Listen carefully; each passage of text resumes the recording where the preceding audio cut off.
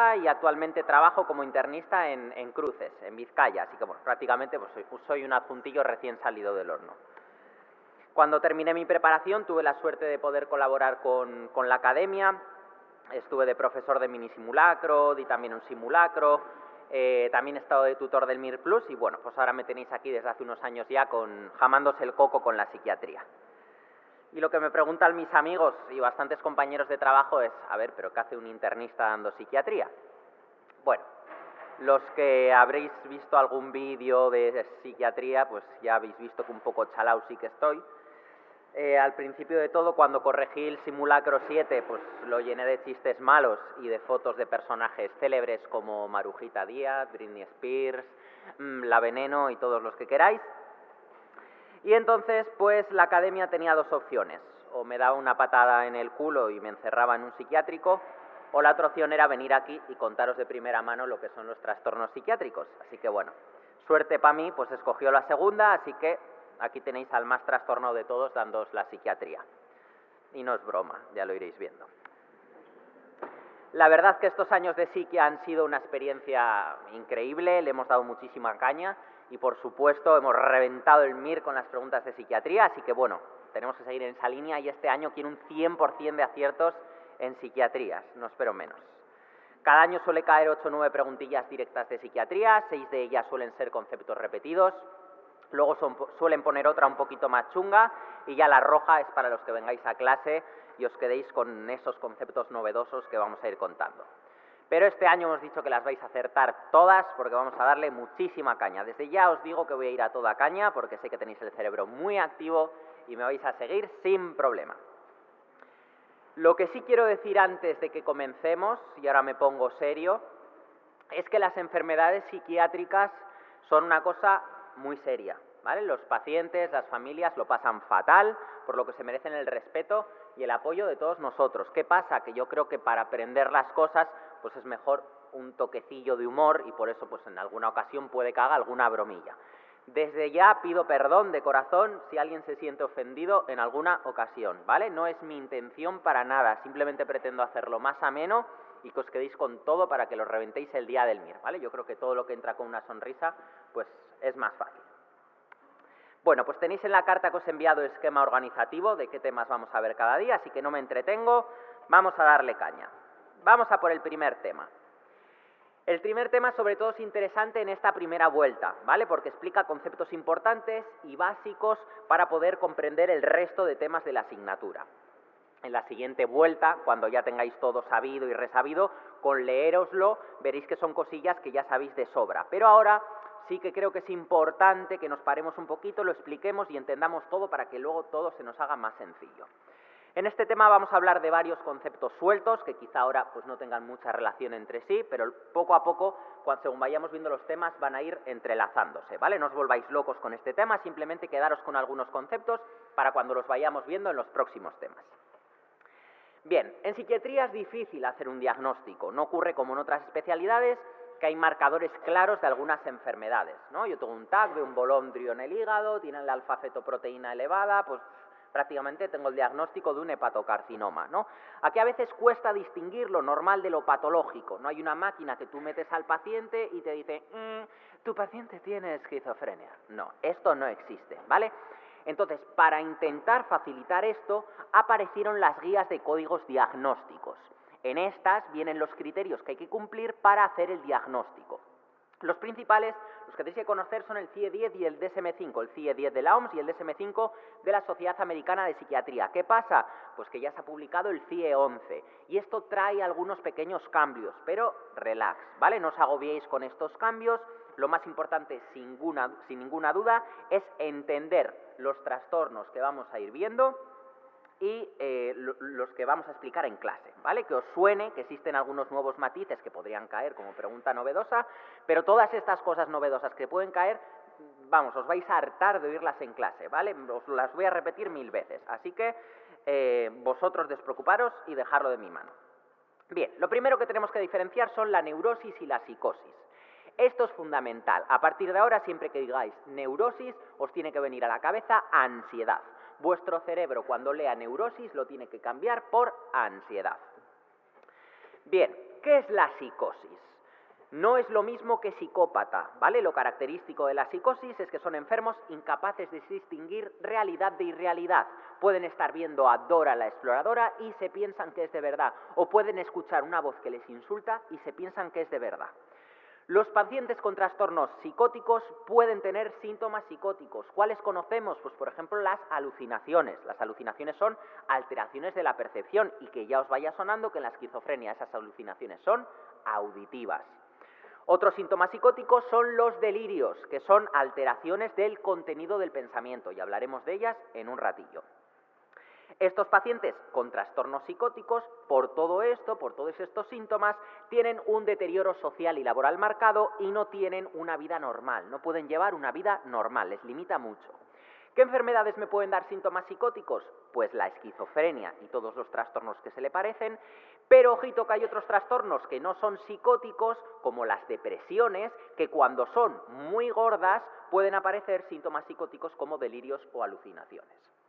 Por supuesto, si voy hasta el culo de droga, pues también puedo alucinar, y si tengo un tumor o una infección cerebral, pues también. Pasamos al otro bloque, neurosis, que hemos dicho que me viene a la cabeza, ansiedad. Todos hemos tenido ansiedad alguna vez, y en estos casos, ¿cómo está el juicio de la realidad? Conservado, ¿no? Sabemos lo que es real y lo que no. Tenemos ansiedad, pero no perdemos el norte. Por lo tanto, la neurosis no afecta tanto a la vida social y laboral de estos pacientes. Esto es importante. En este grupo no hay clínica psicótica nunca. Si hay clínica psicótica como alucinaciones o delirios, no es una enfermedad del grupo de la neurosis, no es una enfermedad del grupo de la ansiedad. Será cualquier otra cosa, pero no una enfermedad de este bloque. Y esto es importante porque nos va a ayudar a contestar muchas preguntas. Estas son las enfermedades que metemos dentro del grupo de la ansiedad y las iremos viendo tranquilamente en el tema 10. Entonces, en resumen, neurosis, ansiedad, no hay síntomas psicóticos nunca, no hay pérdida del juicio de la realidad y no es tan grave como la otra. La psicosis, hay pérdida del juicio de lo que es real y lo que no, puede haber síntomas psicóticos como alucinaciones, delirios y hay un grave deterioro social y laboral. Este listado no es para que os lo aprendáis de memoria porque lo vamos a ir viendo en el tema de ansiedad y en el tema de psicosis. Pero lo que sí que tenéis que grabar a fuego es que en las enfermedades de la columna de la izquierda nunca va a aparecer ¿qué? Clínica psicótica. En cambio, en las enfermedades de la psicosis sí que puede aparecer ansiedad. ¿Vale? Si os ha quedado esto claro, ya tenéis una neta más. Fijaros, todas las siguientes son complicaciones habituales del trastorno de ansiedad, excepto que la psicosis, en el grupo de la neurosis, en el grupo de la ansiedad, nunca va a aparecer nada psicótico. Yo sé que lo de estudiarse porcentajes es un rollo, pero en ocasiones han preguntado por prevalencias en el MIR. Y las más importantes de psiquiatría son estas. 1% de la población tiene esquizofrenia, 1% de la población es bipolar. ¿Vale? Imaginaros un grupo de 100 personas, vuestro vecindario, vuestra clase de la facultad.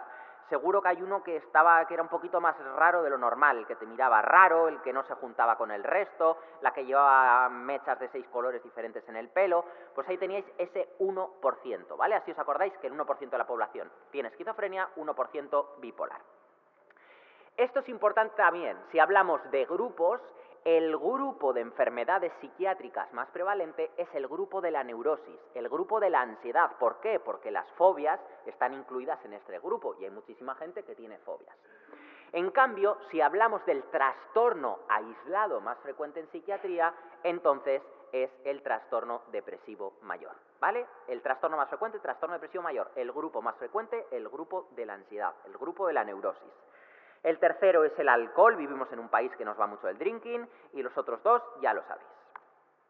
En mujeres más frecuente la ansiedad y depresión, en hombres alcoholismo y depresión. De manera global, cuanto más viejos nos hacemos, menos enfermedades psiquiátricas hay, pero si lo dividimos, los trastornos afectivos vemos que son más frecuentes en gente mayor y los trastornos de ansiedad en gente joven. Hemos dicho, mujeres más frecuente ansiedad y depresión, hombres más frecuente alcoholismo y depresión. Según la mayoría de los estudios epidemiológicos, la prevalencia de la esquizofrenia es 1%, bipolar 1%. Bien, pues pasamos a ver unos conceptos para saber lo que significan cuando los vayamos viendo en los próximos temas. Vamos a hablar de percepción y de pensamiento. ¿Qué es la percepción? Todos sabemos lo que significa, ¿no? Pero así de manera un poco repipi, teórica, diríamos que es esa actividad sensorial que a mí me informa de la realidad, mediante la vista o mediante el oído. Ahí hay una mesa, ¿no? Pues gracias a la vista, a mí me está llegando una información real de que eso es una mesa. Si a mí de lo que me informa no es real, o sea, yo percibo un satisfier en vez de una mesa, pues decimos que es una alteración de la percepción, porque me está informando mal. Realmente es una mesa, pero yo no lo estoy percibiendo. Entonces, ¿cuáles son las alteraciones de la percepción que tenemos que conocer?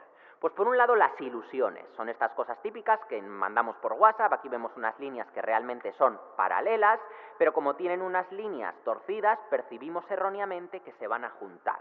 O sea, hay un objeto real, que son las líneas paralelas, y las percibimos erróneamente. Estos son ilusiones.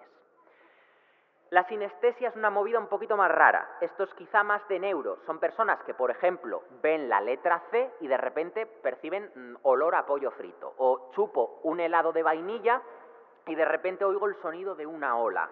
Esto ocurre por un cortocircuito raro en mi cabeza y por eso digo que es más frecuente, es más como de neuro.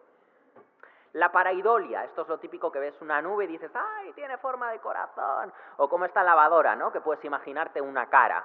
Bueno, pues estas alteraciones de la percepción, las ilusiones, las sinestesias, las paraidolias, son más normales. El problema viene cuando no hay un objeto real, ni siquiera hay una lavadora, ni siquiera en una mesa, y yo lo estoy percibiendo. O sea, en el pasillo no hay nada, no hay ningún objeto, pero yo estoy viendo a Dora la exploradora. Si el paciente se da cuenta de que ese objeto no es real, se llama alucinosis. O sea, estoy viendo ahí a Dora, ¡eh, Gorka, vente conmigo! Yo sé que no es real, entonces no le hago caso.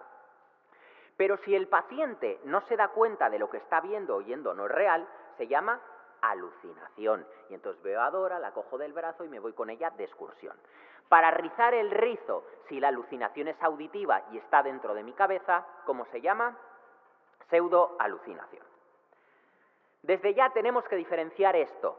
En la esquizofrenia las alucinaciones suelen ser auditivas, una voz que me habla desde fuera, y si la voz estaba dentro de mi cabeza es una pseudoalucinación.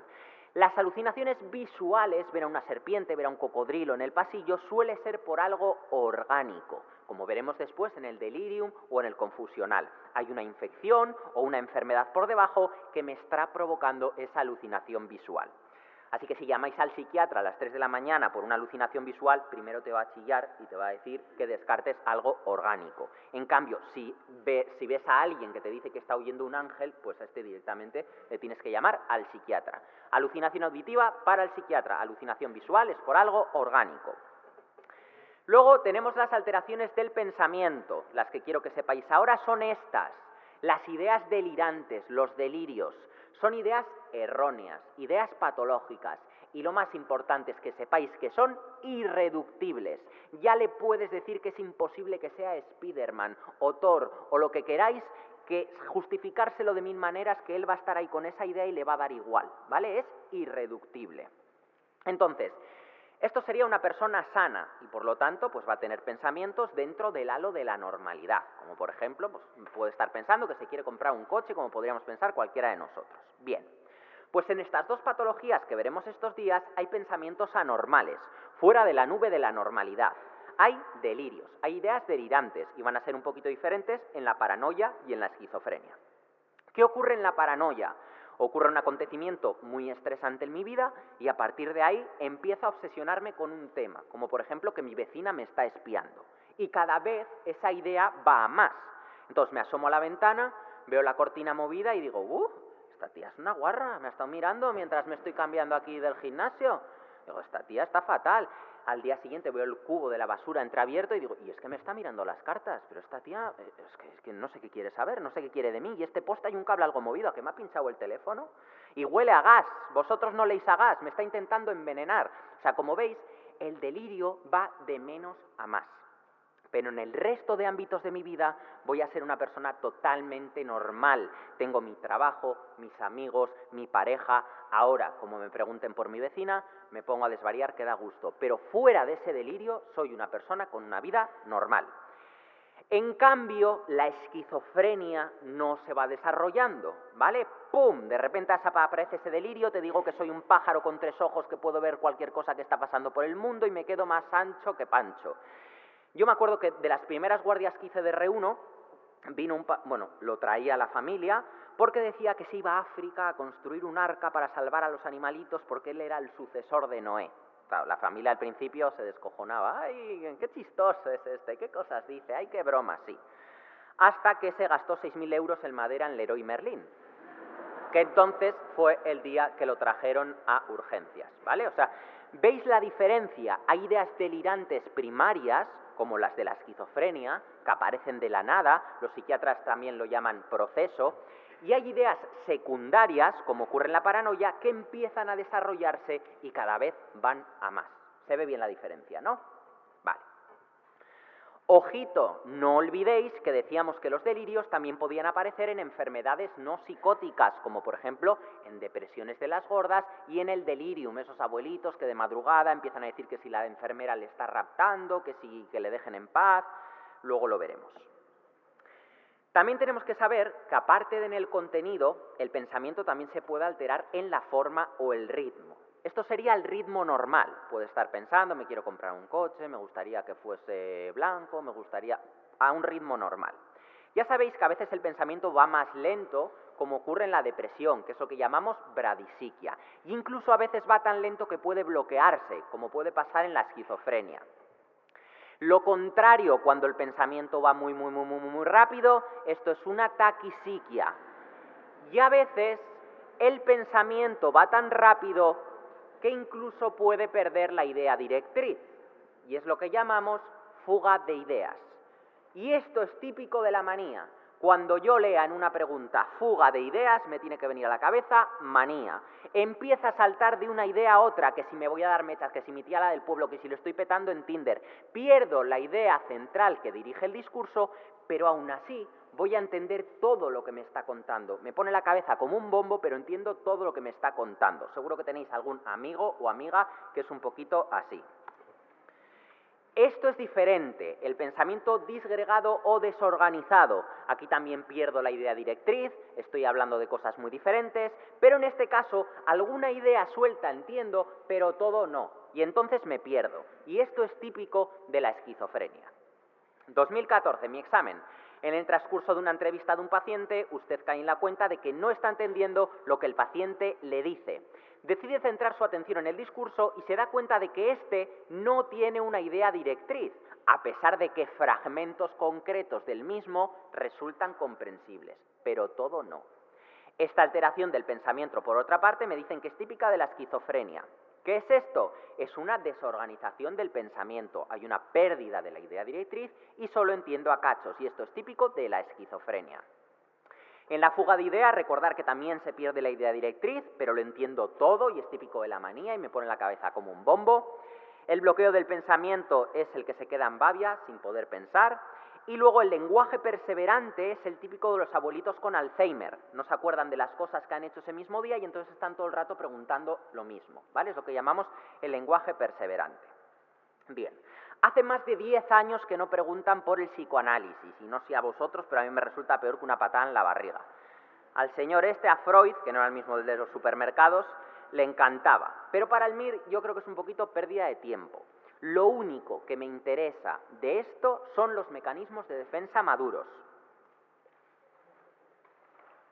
Por ejemplo, ¿qué es la supresión? A mí me sale darte un beso o pegarte una paliza y digo, no, Gorka, estás en clase, aguántate las ganas, entonces no lo hago. La sublimación, me sigue apeteciendo darte esa paliza, pero digo, mejor canalizo esa rabia, pues o saliendo a correr, o haciendo cupcakes, o lo que quieras. Modifico un impulso inadecuado que tengo hacia algo socialmente aceptado. Pues es lo que llamamos la sublimación. Otra cosa que me interesa mucho que sepáis es los conceptos de transferencia y contratransferencia. Transferencia es la sensación que despiertas tú como médico en el paciente y contratransferencia es lo contrario, es lo que el paciente te hace sentir a ti. Fijaros, atendemos a un paciente tremendamente pesado, siempre con quejas diferentes y que además tenemos la sensación que no nos hace ni caso. Los sentimientos subjetivos que el paciente despierta en nosotros se llama contratransferencia. De las primeras guardias que tuve yo en boxes, me acuerdo perfectamente de ese señor, me acuerdo de su cara entrando por la puerta. Yo creo que tenía una demencia frontotemporal, estaba súper desfrontalizado el señor, entonces no me acuerdo qué le pasaba, creo que tenía fiebre o así, entonces venía, iba con su mujer, me fui al box a verle, pues le exploré, le pedí las pruebas y cuando volví a verle, dice, doctor, ¿sabe qué piensa mi mujer de usted? La mujer cada vez más roja, más roja. Y yo, ¿qué piensa su mujer? Pues que me ha tocado un médico jovencito y con pendiente, vamos, que no tienes ni puta idea. Y yo, pues tiene razón su mujer, mira. O sea, que la transferencia fue de inseguridad y de que yo no tenía ni idea. ¿Y la contratransferencia cuál fue? La contratransferencia fue, a ver, después de la pechada a estudiar que me he pegado en Oviedo todos estos meses, ahora vienes tú a decirme esto, te ahogo con la almohada. Esa fue la contratransferencia. Bueno, ¿qué voy a derivar yo al psiquiatra? Pues esto es un poquito de cajón, las cosas gordas, lo que yo como médico de otra especialidad no sé manejar. Una depresión o una ansiedad leve puedo intentar manejarla, pero si ya lleva tiempo o el tratamiento no es efectivo, pues entonces igual le tiene que ver el psiquiatra. ¿Y cuándo va a ingresar al psiquiatra un paciente en una planta de agudos? Pues cuando es peligroso para él o para otros, cuando necesita unos cuidados especiales o un tratamiento especial que solo se puede hacer ingresado. Bien, un par de trucos de cara a las preguntas de la psiquiatría. Que sepáis que casi todas las enfermedades que vamos a ver en psiquiatría tienen una carga genética y otra ambiental. Entonces, si tú ya estás predispuesto, llega el ambiente a fastidiarte y florece esa patología psiquiátrica. Hay algunas que tienen un condicionamiento biológico mayor y otras menor, pero en casi todas las enfermedades que vamos a ver en psiquiatría hay un condicionamiento biológico y otro ambiental, por si les da por preguntarlo. En algunas preguntas nos van a poner coletillas como estas que os pongo aquí, que muchas veces van a caer de relleno y las tenéis que conocer. Y es que en muchas de las patologías de psiquiatría, sobre todo en las más gordas, en la esquizofrenia, en el bipolar, para poder hacer el diagnóstico, en las guías, en el DSM-5, en el CIE-11, nos dicen que tiene que cumplir estas dos premisas. Los síntomas le tienen que producir un malestar clínicamente significativo y una disfunción social y laboral, vamos, que no les deja hacer una vida normal, y hay que descartar que se deba a drogas, fármacos u otras enfermedades. Entonces, si veis estas coletillas en alguna pregunta, que sepáis que estas respuestas suelen ser verdad. Y por último, cuando nos den para elegir entre un tratamiento farmacológico solo o asociado a psicoterapia, suele ser esa la respuesta correcta, el tratamiento combinado, ¿vale? Pensar que esta pregunta la pone un psiquiatra o un psicólogo que se dedica a ello. Así que, salvo que el paciente está viendo al diablo en ese momento y no puedas abordarle psicológicamente, el tratamiento que querrán que elijamos será el combinado. Y esto nos lo preguntaron en el último MIR, así que todos vuestros compañeros la acertaron. Acerca de la terapia combinada con psicofármacos y psicoterapia de los trastornos mentales, es cierto que los resultados de la terapia combinada son superiores a los de cada una utilizada por separado, ¿vale? Y no tiene por qué ser el mismo profesional en que se encargue de ellas. Igual la medicación me la da el psiquiatra, pero es el psicólogo el que me hace la psicoterapia, ¿vale? A veces puede ser la misma persona, pero no tiene por qué, ¿vale? Bien, pues ya sabemos muchas cosas que nos van a ayudar a entender los próximos temas de psiquiatría. ¿Qué tal? ¿Cómo vamos? ¿Bien? Bueno, de momento sonreís, me vale. Empezamos con el tema de psicofármacos. Tema horrible, con 1000 nombres, lo sé. Hay cerebritos capaces de aprenderse listados con mucha facilidad. No es mi caso, soy sincero. Para estos, si quieren aprendérselos todos, oye, yo los admiro. Pero para los que las listas nos aterrorizan, que imagino que somos la mayoría, os recomiendo que vayáis cogiendo de estos fármacos los que más os suenan, porque lo habéis visto en el hospital, porque lo toma un amigo, porque lo tomáis vosotros, y ese os lo aprendéis muy bien, ¿vale? El resto no os preocupéis porque los más importantes los vamos a machacar un montón en clase y se nos van a quedar. Bien, de este tema lo que más pregunta sobre todo son los efectos adversos de los fármacos que utilizamos en psiquiatría. Y como sois la releche, pues el día del MIR os los vais a saber súper bien. ¿Me agobio? No, nada de ansiedad. Y por ello comenzamos con los ansiolíticos.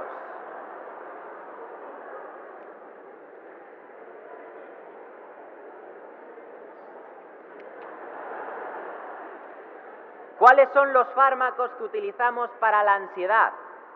El ansiolítico top son las benzodiazepinas, Las benzodiazepinas se fijan a ese receptor benzodiazepínico, que es este de la foto, no lo vayan a preguntar, que es una foto así curiosa, y potencian el efecto del GABA. ¿Qué hace el GABA? El GABA me inhibe, el GABA hace que se te caiga la baba. Entonces las benzodiazepinas potencian esa inhibición del GABA, así que van a ser depresoras.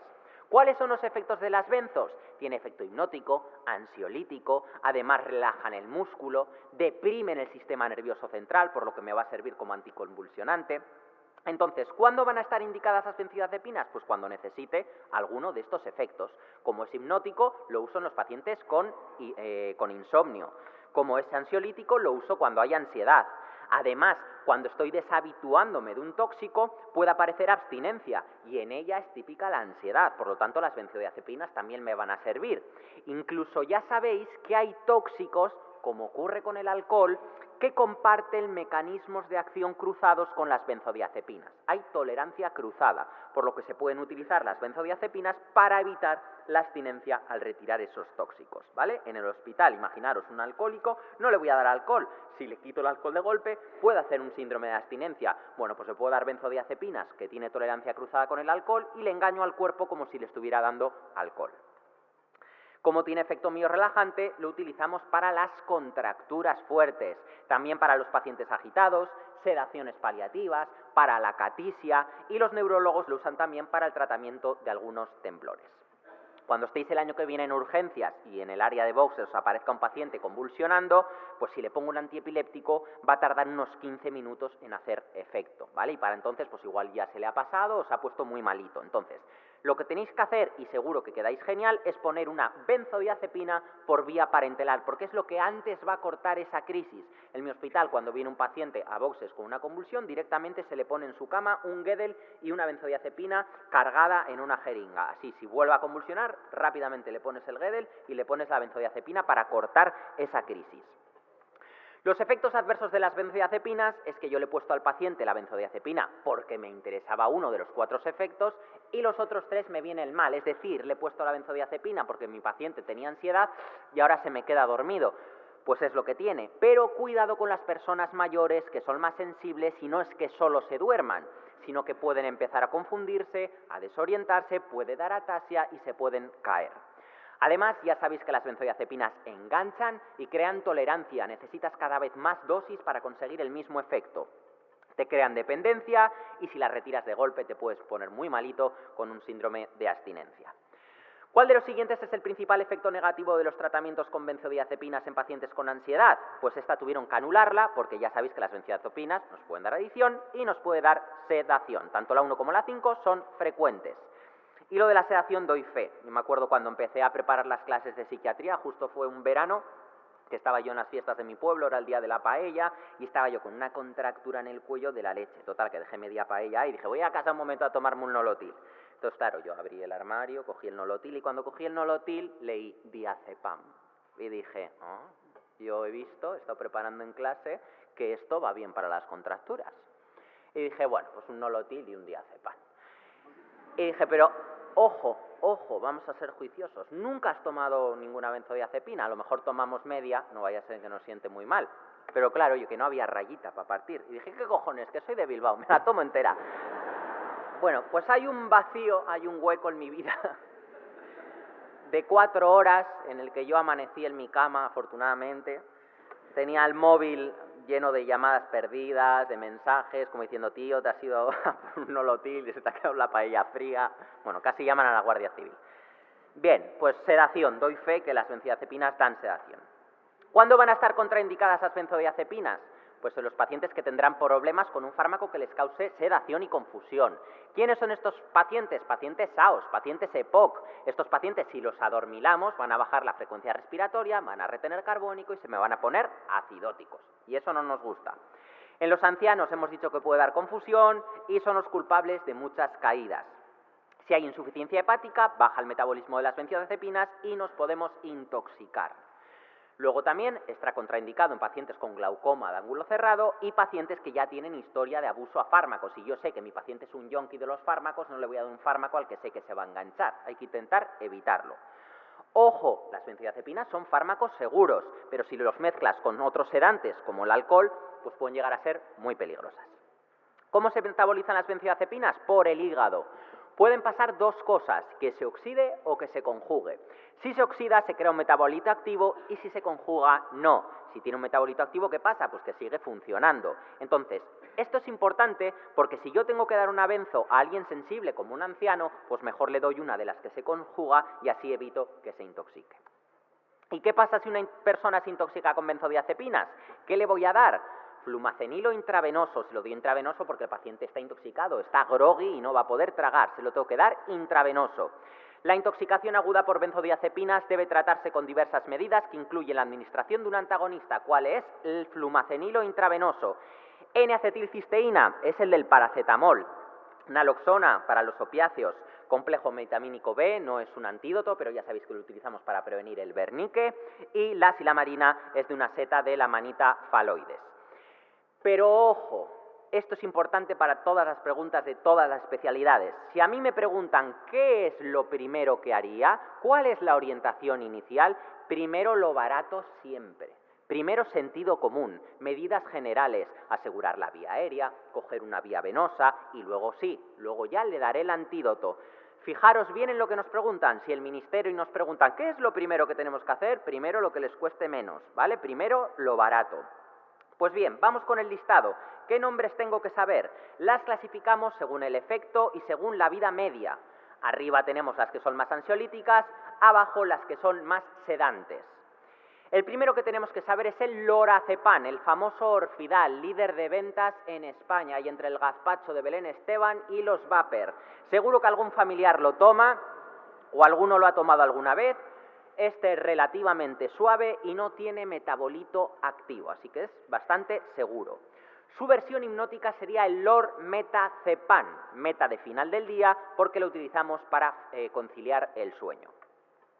Hay unos hipnóticos que tienen una vida media todavía más corta. ¿Para qué quiero yo una vida media corta? Pues a mí, si el problema que tengo es que no cojo el sueño, si lo que yo necesito es un inductor del sueño, me vale un fármaco que tenga vida media corta, si me ayuda a dormirme, luego se me va pasando el efecto y así al día siguiente estoy estupendo y no estoy groggy ni durmiéndome por ahí. En cambio, si lo que necesito es algo para controlar la agitación o una contractura, pues necesitaré algo que me dure más tiempo, como por ejemplo, pues el diazepam. Bien, pues tenemos la zopiclona, zolpidem y zaleplon. Zopiclona tiene un efecto hipnótico que dura unas 6 horas, zolpidem y zaleplon por debajo de las 2 horas. Yo me acordaba que la zopiclona tiene el nombre un poquito más largo y entonces dura un poquito más que las otras dos. Bien, estas tres son unas benzodiazepinas un poco raras. ¿Por qué? Porque solo tienen efecto hipnótico. Todas las benzodiazepinas tienen efecto hipnótico y ansiolítico. Lo que pasa es que unas tienen más ansiolítico y otras son más hipnóticas. Pero zopiclona, zolpidem y zaleplon son la excepción porque solo tienen efecto hipnótico. No tienen nada de efecto ansiolítico. Por eso decimos que son las raras. Otros dos fundamentales son el alprazolam y el diazepam. Alprazolam para las crisis de ansiedad, lo típico de las películas, alguien que está con una crisis de angustia, venía alguien y le daba un tortazo o le daba un abrazo, ¿vale? Le daba un alprazolam. Así no se os olvida, alprazolam para las crisis de angustia. El diazepam es el estándar potente, es el Valium. Hay varias vías de administración para el diazepam, oral, rectal, intramuscular, intravenoso. Yo me lo tomé oral. Sirve para muchas cosas.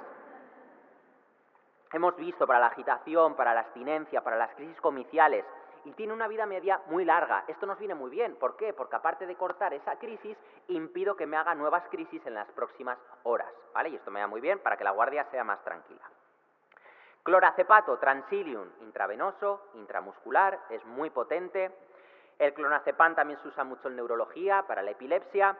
Y el midazolam se pone mucho en urgencias, o por ejemplo cuando hay que hacer una prueba diagnóstica que es incómoda, una gastroscopia que te están ahí metiendo el tubo y estás ahí medio ahogado, pues te ponen un midazolam, te quedas tranquilito, a gusto, se te pasa el efecto pronto y además como tiene un poquito de efecto amnésico, pues no te acuerdas de lo que ha pasado, ¿vale?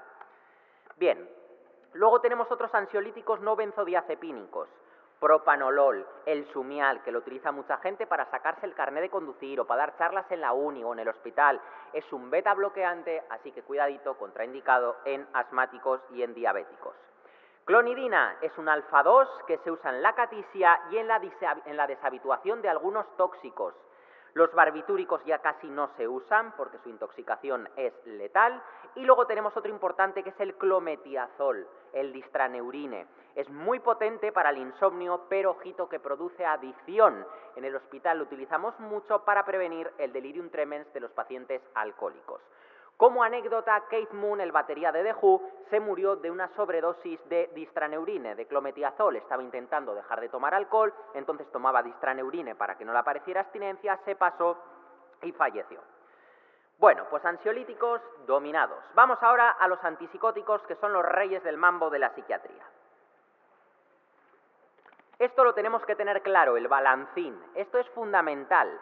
Si yo tengo mucha dopamina, me voy hacia la esquizofrenia, entonces tengo delirios, alucinaciones. Si yo tengo poca dopamina, me voy hacia el Parkinson.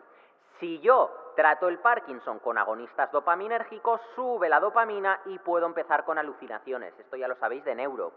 Si yo trato la esquizofrenia con antagonistas dopaminérgicos, es decir, con antipsicóticos, pues le voy a dejar la dopamina por los suelos y van a aparecer efectos parkinsonianos. Le voy a dejar tieso como una tabla. Bien, ya sabemos que en los antipsicóticos hay varias generaciones de medicamentos. La primera generación, los primeros en salir, los típicos de toda la vida, y luego tenemos los de segunda generación, que son los nuevos o atípicos. ¿Esto qué quiere decir? Pues que comenzaron siendo un poquito caca, aunque en el momento de salir fueron la releche, y entonces han tenido que ir mejorándolos, y por eso han ido apareciendo diferentes generaciones, ¿vale? Lo mismo pasa con la PlayStation. Primero salió la 1, luego la 2, y dentro de unos años tendremos ya la 50. Pues con los médicos igual, cada generación mucho mejor. Así que vosotros que sois la última, pues lo vais a petar. ¿Qué tienen en común estas dos generaciones? Las dos tienen efecto antidopaminérgico. Son antagonistas dopaminérgicos, sobre todo para los receptores D2. Pero además tenéis que saber que los de primera generación eran fármacos guarros, eran fármacos sucios, y además de bloquear los receptores dopaminérgicos, por el camino se llevan otros receptores que no nos interesan, bloquean un montón de otras vías y tienen un montón de efectos adversos. Como bloquean los receptores muscarínicos, pueden aparecer efectos anticolinérgicos. Como bloquean los receptores histaminérgicos, es lo mismo que si me tomo un antihistamínico, me puede dejar groggy. Y como bloquean los receptores alfa 1, pueden tener hipotensión ortostática. Bueno, pues para solucionar toda esa marranada, crearon los atípicos o los de segunda generación, que tienen mucha menos interferencia en esos receptores que no son los dopaminérgicos, aunque ya veremos que tienen otros problemas diferentes. Bueno, entonces, esto lo tengo claro y como ya lo tenemos todos aprendido, vamos a complicarlo un poquito más. Las vías dopaminérgicas. Tenemos que saber 4. De estas 4, 2 ya la conocíais. ¿Cuáles conocíais? La nigroestriada, esta era la del Parkinson, que la visteis en neuro. Si quitas la dopamina de esta vía, caminabas lento, ibas pasito a pasito, suavecito, te cuesta arrancar. Y luego teníamos la tuberoinfundibular. ¿Esta de qué os tenía que sonar? Os tenía que sonar de endocrino. Recordar, eje hipotálamo-hipófisis. Recordar que la dopamina es inhibidor para la secreción de la prolactina. Por lo tanto, si bloqueo la dopamina de la vía, no se inhibe la secreción de la prolactina, empieza a subir la prolactina a chorro y me convierto en una vaca lechera, ¿vale? Puede aparecer galactorrea. Las otras dos son las que me interesan en psiquiatría, la mesolímbica y la mesocortical. La mesolímbica es la de la esquizofrenia. Tienen ahí una tormenta de dopamina y estás ahí con alucinaciones, hablando con los caminantes blancos, huyendo de Voldemort. Es la que me da los síntomas positivos. La mesocortical es la que se encarga de que tengamos un pensamiento fluido. Así que cuidadito, que si la cortamos va a aparecer bloqueos del pensamiento y nos vamos a quedar bloqueados. O sea, tenemos 4 vías, 2 de ellas son de psiquiatría. En la esquizofrenia nos interesa cortar la mesolímbica para controlar esos síntomas de delirios y alucinaciones, pero ojito, no pasarse con la otra vía para no dejar el pensamiento bloqueado. Bien, vamos con los diferentes antipsicóticos. Los de primera generación, los típicos, haloperidol. Este hay que sabérselo porque lo vamos a poner un montón en el hospital, sobre todo por las noches en los abuelitos agitados. Luego tenemos el resto, que cuanto más sepáis, mucho mejor, pero no puede faltar la flufenacina. Y luego van a caer en un montón de preguntas, clorpromacina y levomepromacina. Así que os tienen que sonar. Todos estos que acaban en acina son antipsicóticos. El haloperidol es de alta potencia antipsicótica. En cambio, los otros son algo menos potentes, pero son más sedantes.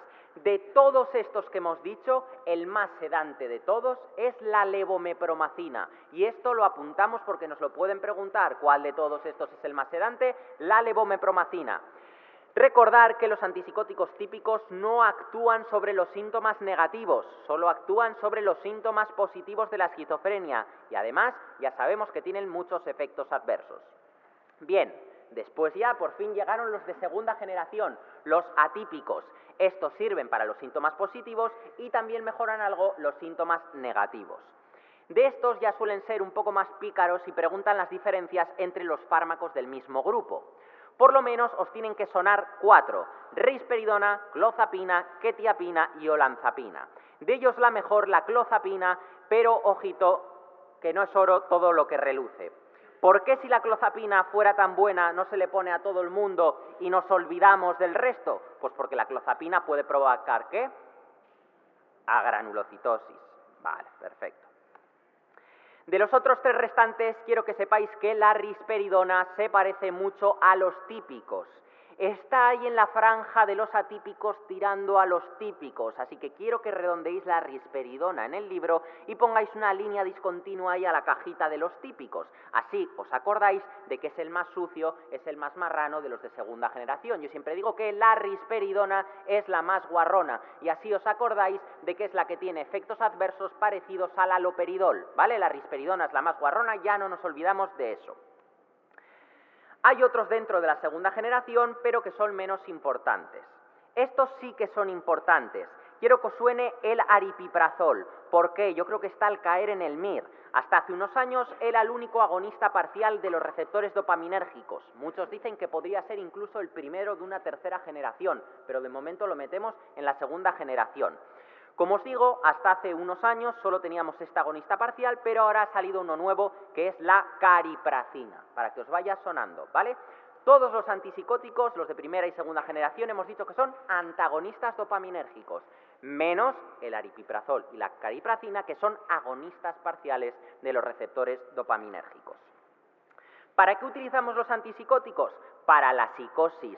También lo vamos a utilizar para los síntomas psicóticos de otras enfermedades no psicóticas, como por ejemplo trastornos afectivos graves, para las alteraciones graves del comportamiento, abuelitos con confusional, que por la noche se convierten en gremlins, en el bipolar, en trastornos del movimiento, lo iremos viendo. MIR 2020, pregunta muy fácil, ¿cuál nos puede dar agranulocitosis? Pregunta que contestamos en 5 segundos, la clozapina. Bien, pues vamos con los efectos adversos de los neurolépticos, que lo preguntan un montón. Hemos dicho que los de primera generación eran una marranada, que bloqueaban un montón de receptores y tenían muchos efectos adversos. ¿Cuáles? Síntomas anticolinérgicos, porque bloquean los receptores muscarínicos. Aparece visión borrosa, mareo, retención urinaria, estreñimiento, confusión, puede aparecer taquicardia, puede aparecer hipotensión ortostática por ese bloqueo alfa-adrenérgico y ojito que me puedo quedar groggy, me puede sedar por el efecto antihistamínico. Además, como bloquea las vías dopaminérgicas que hemos visto antes, van a dar síntomas extrapiramidales y puede aparecer también hiperprolactinemia. Los de segunda generación hemos dicho que eran mejor para los otros efectos adversos que no son los de las vías dopaminérgicas. Para la hiperprolactinemia también son mejor, pero si nos ponemos tiquismiquis, la risperidona es similar a los típicos, ¿vale? Y sí pueden dar la hiperprolactinemia. Así que si me ponen en una pregunta, ¿cuál de los siguientes puede dar hiperprolactinemia? Y me ponen todo antipsicóticos atípicos, me tengo que acordar de esa flechita que hemos puesto en la risperidona porque es la más guarrona y es la que me da los síntomas como si fuera el haloperidol. ¿Qué pasa? Que los de segunda generación tampoco son tan santitos. ¿Por qué? Porque producen más síndrome metabólico, que esto ya lo habéis estudiado en otras especialidades. Y esto es muy importante porque por culpa de estos fármacos se acorta la vida de estos enfermos. Por culpa de estos fármacos se ponen obesos, con diabetes, con hipertensión y entonces tienen más riesgo de tener un evento isquémico y fallecer. El año pasado les dije esto mismo, que todavía no había sido preguntado, que iba a caer y así fue, ¿vale? Luego vemos la pregunta que fue muy fácil. De todos los de segunda generación, el que se asocia a menos síndrome metabólico tenéis que saber que es el aripiprazol, ¿vale? El aripiprazol nos deja un tipazol, es el que menos síndrome metabólico nos da. Ahora atención absoluta porque esto lo preguntan mucho. Vamos a ver a fondo los importantes, que son los extrapiramidales: distonía aguda, parkinsonismo, acatisia y discinesia tardía. Tenéis que diferenciar tonía de cinesia. Cuando nos hablan de tonía es que hay algún problema con el tono. Cuando nos hablan de cinesia es que hay algún problema con el movimiento. Distonía aguda, la prevalencia es del 10%, sobre todo afecta a varones jóvenes y aparece al principio del tratamiento con antipsicóticos de los potentes, por eso se llama distonía aguda. La clínica típica son espasmos musculares en la cara y el cuello y protrusión de la lengua. Y que sepáis que los pacientes con alteraciones del metabolismo del calcio tienen más facilidad para hacerlo.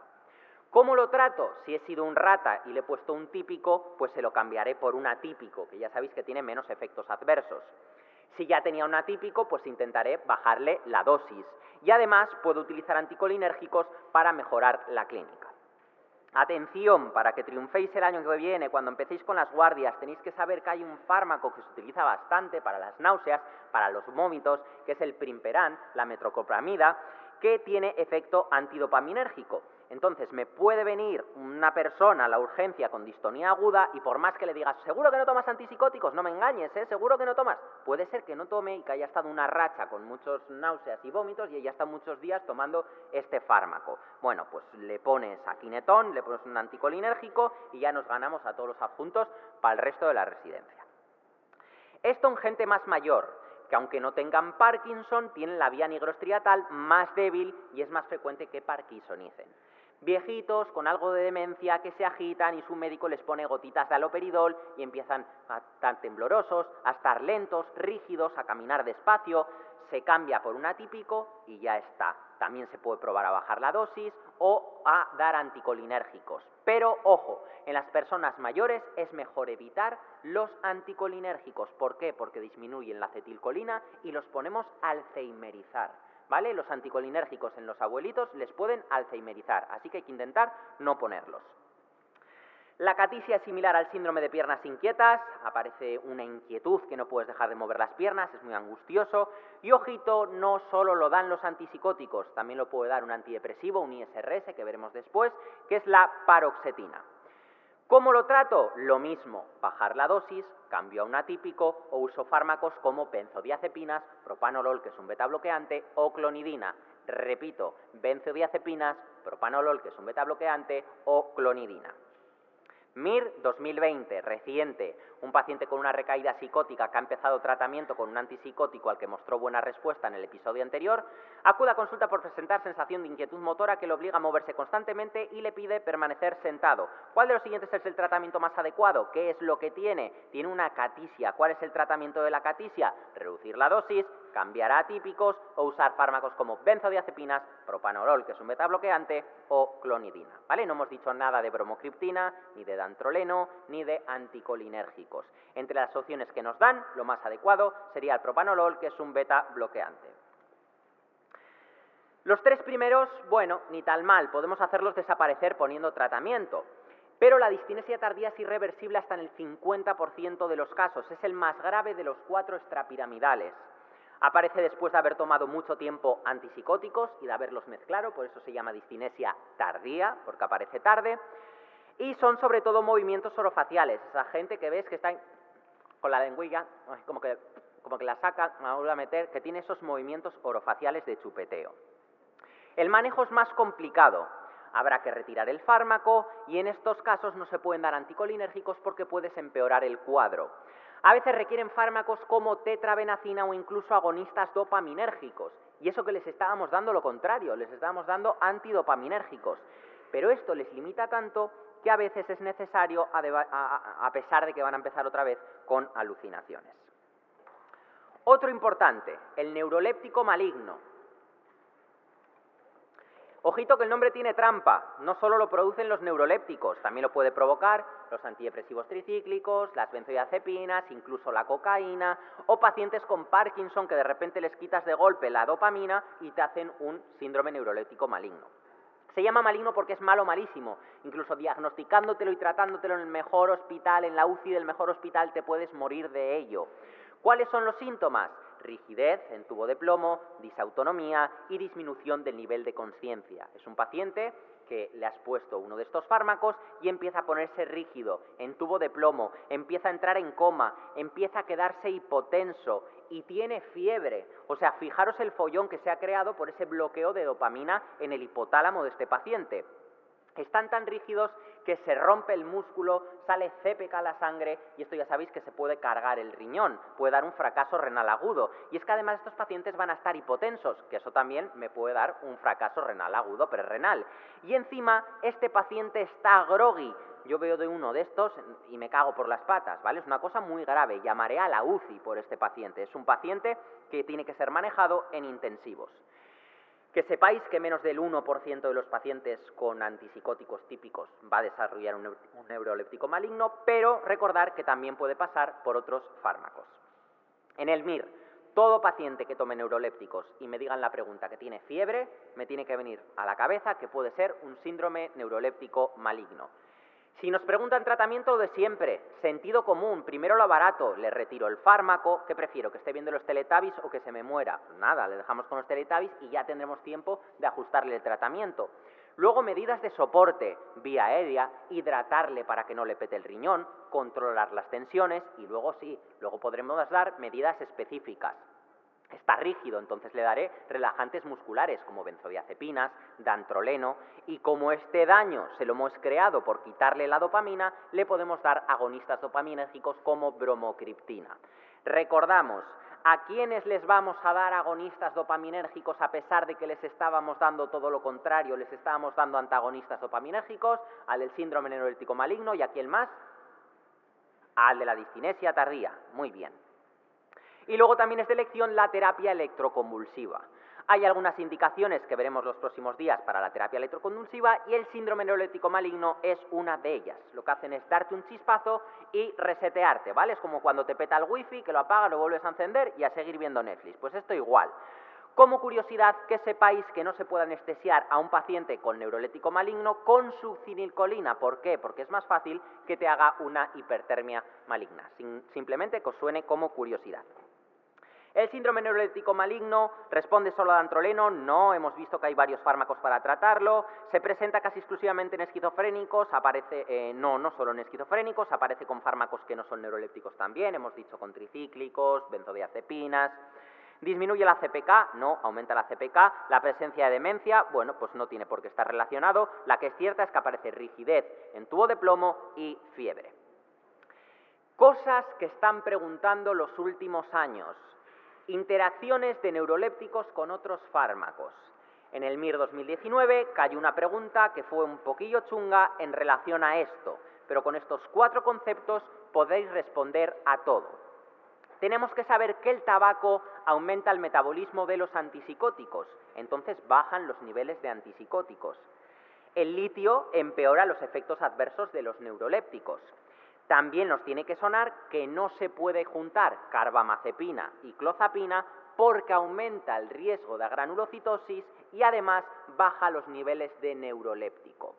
Y por último, os tiene que sonar que los antidepresivos aumentan los niveles plasmáticos de antipsicóticos. Así que cuidadito. En resumen sería esto. El tabaco y la carbamazepina bajan los niveles de los neurolépticos y los antidepresivos, en cambio, van a subir los niveles. La pregunta que os decía, entre las interacciones de los antipsicóticos con otros grupos farmacológicos, ¿qué es falso? La que es falsa es la primera, porque hemos dicho que el tabaco baja los niveles de antipsicóticos. El resto es cierto, el litio puede empeorar los efectos adversos, la carbamazepina disminuye los niveles plasmáticos y puede facilitar la agranulocitosis al juntarlo con clozapina, y los antidepresivos aumentan los niveles de antipsicóticos.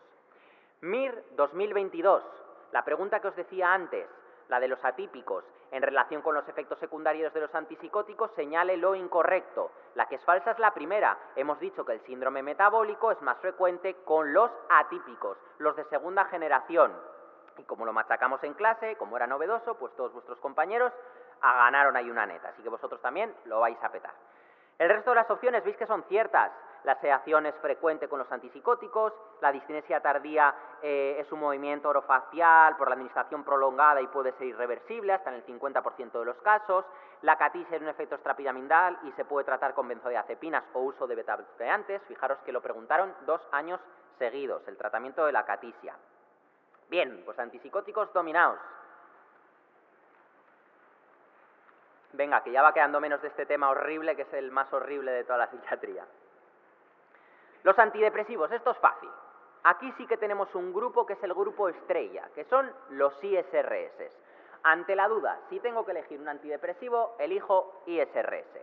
¿Cuándo utilizamos los antidepresivos? Pues generalmente en la depresión, pero cuidado porque no solo se usan en los trastornos depresivos, iremos viendo que también se utilizan para el tratamiento de fondo, el de mantenimiento de la ansiedad y para el trastorno obsesivo compulsivo. ¿Cuáles hemos dicho que eran los de elección? Los ISRS. Tenemos este cuadro horroroso del tratamiento de la depresión que se resume en esto. Esto es lo que tenemos que saber. Si yo le pongo a alguien tratamiento antidepresivo porque tiene una depresión, se lo voy a dejar mínimo 6 meses y nunca se lo voy a quitar de golpe. Otra cosa, para poder decir si el tratamiento va bien o va mal, tengo que dar un tiempo. Tengo que esperar unas 6 semanas a que estos fármacos empiecen a hacer efecto. O sea, yo no voy a ponerle un antidepresivo y a los 4 días va a estar ahí, quiero bailar perreando toda la noche con la baby. No, ¿vale? Hay que esperar unas semanas. Vamos con los fármacos. Lo que os decía, son muchos. Para el MIR casi prefiero que os aprendáis bien los que vamos a recalcar y los otros casi que no os los sepáis para que no os liéis. Quiero que dominéis los que vamos a ver, el resto me dan un poquito más igual. Los que tenéis que dominar sin duda son los ISRS. Los preguntan muchísimo. Si tuviera que deciros 10 cosas para aprenderos de toda la psiquiatría, los ISRS sería sin duda una de ellas. Hay 1000 preguntas que nos ponen un cuadro de depresión, nos preguntan cuál es el tratamiento, nosotros sabemos que es ISRS, pero quieren que pongamos el nombre, quieren que nos sepamos los nombres de los ISRS. Así que me los aprendo. Pues son estos: paroxetina, sertralina, citalopram, fluoxetina, fluvoxamina y escitalopram. De todos ellos, el que más me seda es la fluvoxamina, y esto también nos lo pueden preguntar, así que lo redondeo. De los antipsicóticos típicos, ¿cuál era el que más me dormía? La levomepromacina. De los ISRS, ¿cuál es el que más me duerme? Fluvoxamina. Si yo me sé estos 6 nombres, ya he hecho el día, ¿vale? Ya me ha salido rentable el día. Ya puedo dormir a gusto, cenar a gusto, lo que queráis, pero bien a gusto. Es tan rentable saberse esto que cuando Juan daba psiquiatría, yo cuando preparé el MIR, Juan daba psiquiatría, luego la de neuro dejó neuro, Juan se pasó a neuro y yo empecé con la psiquiatría, pero a mí psiquiatría me lo dio Juan. Pues hacía un concurso para encontrar la mejor regla mnemotécnica para aprenderse los ISRS. El premio era una cena con Juan que consistía en un cachopo. Y claro, ¿quién no quiere un cachopo? O alguna está pensando, claro, o alguno está diciendo, ¿quién no quiere a Juan? Así que, bueno, pues recibió muchas reglas. Creo que ahora sigue haciendo algún concurso en neuro con otros conceptos, pero empezó en psiquiatría para los ISRS. Estos años yo he seguido con la tradición y bueno, pues he ido ahí acumulando reglas, como por ejemplo esta que me mandaron: Sergio jugó un partido de fútbol excitado. Sertralina, paroxetina, fluoxetina, fluoxamina, escitalopram y citalopram. Esta que ganó hace unos años: para ser influencer necesitas visitas. Paroxetina, sertralina, fluoxetina, fluoxamina, escitalopram y citalopram. Esta que ganó el año pasado, súper ocurrente: la parienta de Serafín tiene un flujo fluido que es cítrico. Maravilloso. Y luego tenemos esta que es la clásica que todos nos tenemos que aprender, no puede faltar, ¿vale? Para ser la primera cita, me excita. Paroxetina, sertralina, citalopram, fluoxetina, fluvoxamina y escitalopram. De todos ellos, la que más me duerme, la fluvoxamina. Yo sigo buscando esa regla mágica, esa regla mnemotécnica para los ISRS, así que ya queda abierto el concurso de este año. Generalmente tiene que ser una regla mnemotécnica para los ISRS, pero puede ser cualquier otra cosa de psiquiatría si es original. Y ya si viene con dibujo, maravilloso, mucho mejor. Ponemos fecha límite hasta el 1 de noviembre. Os dejo aquí mi correo, ¿vale? En la siguiente vuelta veremos en clase las mejores y diremos cuál es la regla ganadora. El premio, pues yo entiendo que ir a cenar cachopo con Juan era tentador, pero bueno, se siente. Así que si queréis participar, para la mejor regla nos iremos a cenar a uno de mis restaurantes favoritos de Oviedo. Animaros y así desconectáis un poquito también del estudio, que sé yo que sois muy creativos. Lo que hacen los ISRS es inhibir la recaptación de la serotonina, es decir, aumentan la cantidad de serotonina que hay en la sinapsis. Son fármacos geniales, Estos no han tenido que hacer 1000 generaciones porque funcionaban muy bien, ni siquiera tienen contraindicaciones absolutas.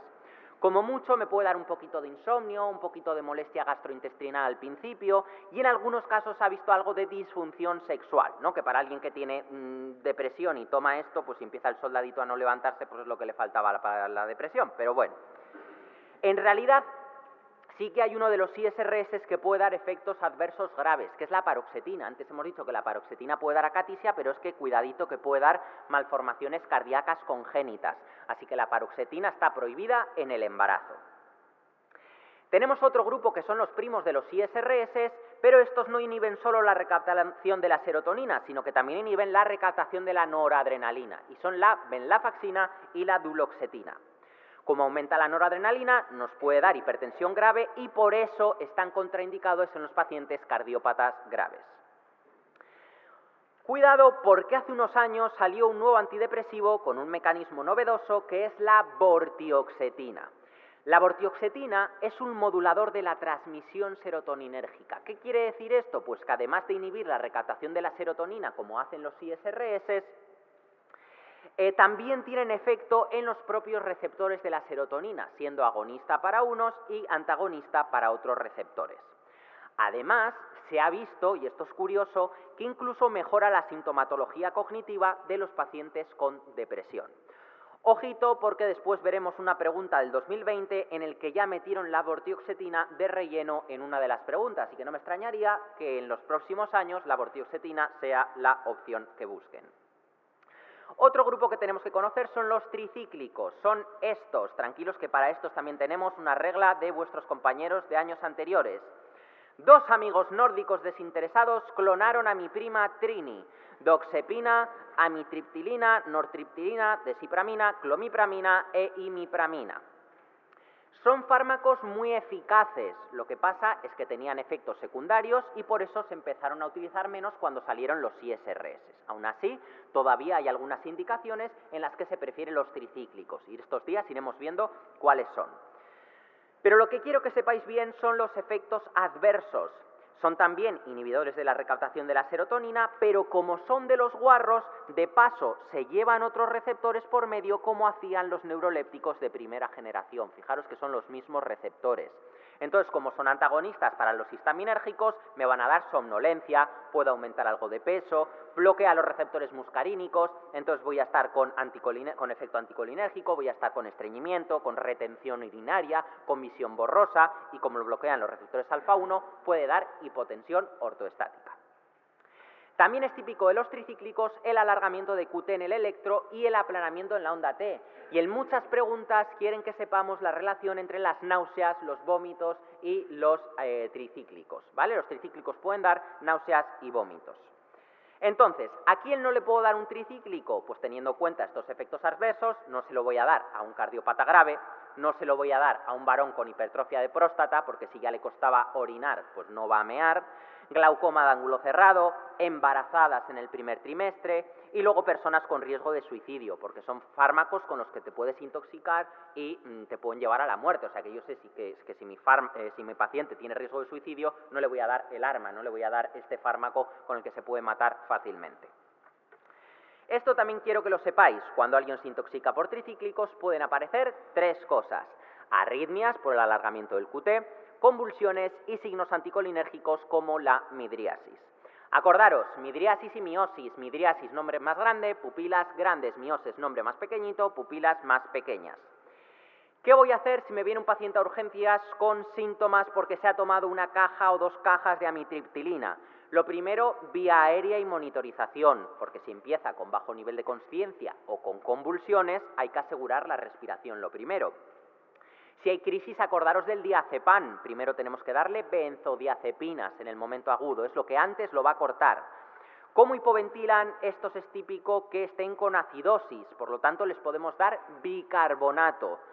Pero antes, acordaros siempre del sentido común, ¿vale? Primero lo barato, vía aérea, que no nos pillen cuando nos pregunten por el paso inicial. Un bloqueante directo de los tricíclicos teóricamente es la fisostigmina, pero ojito, ya no se indica en estos casos, ¿vale? Ya no se pone, así que tacharlo del libro. La fisostigmina ya no se utiliza para esto. Los IMAOs, para terminar con los antidepresivos, estos son los nombres, que no me interesan tanto que os aprendáis, pero bueno, si es que está bien que os sonasen. Me interesan de estos dos cosas. Una es la indicación, que la veremos en el tema de la depresión. ¿Por qué? Porque se puede dar en las depresiones del trastorno bipolar, entonces lo veremos el sábado.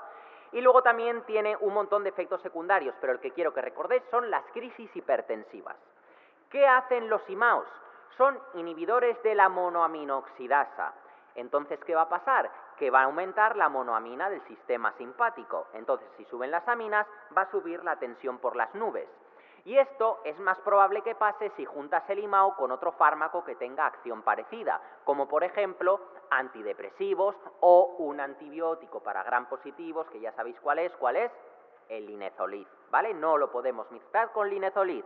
Acordaros de que no puedo mezclar los IMAOs con el linezolid porque es más fácil que aparezca una crisis hipertensiva. Y acordaros que no se pueden asociar IMAOs con otros antidepresivos porque van a potenciar los efectos adversos. Las crisis son como este dibujo que veis aquí. Lo que va a haber es un aumento del simpático, hipertensión, fiebre, taquicardia, hipersudoración.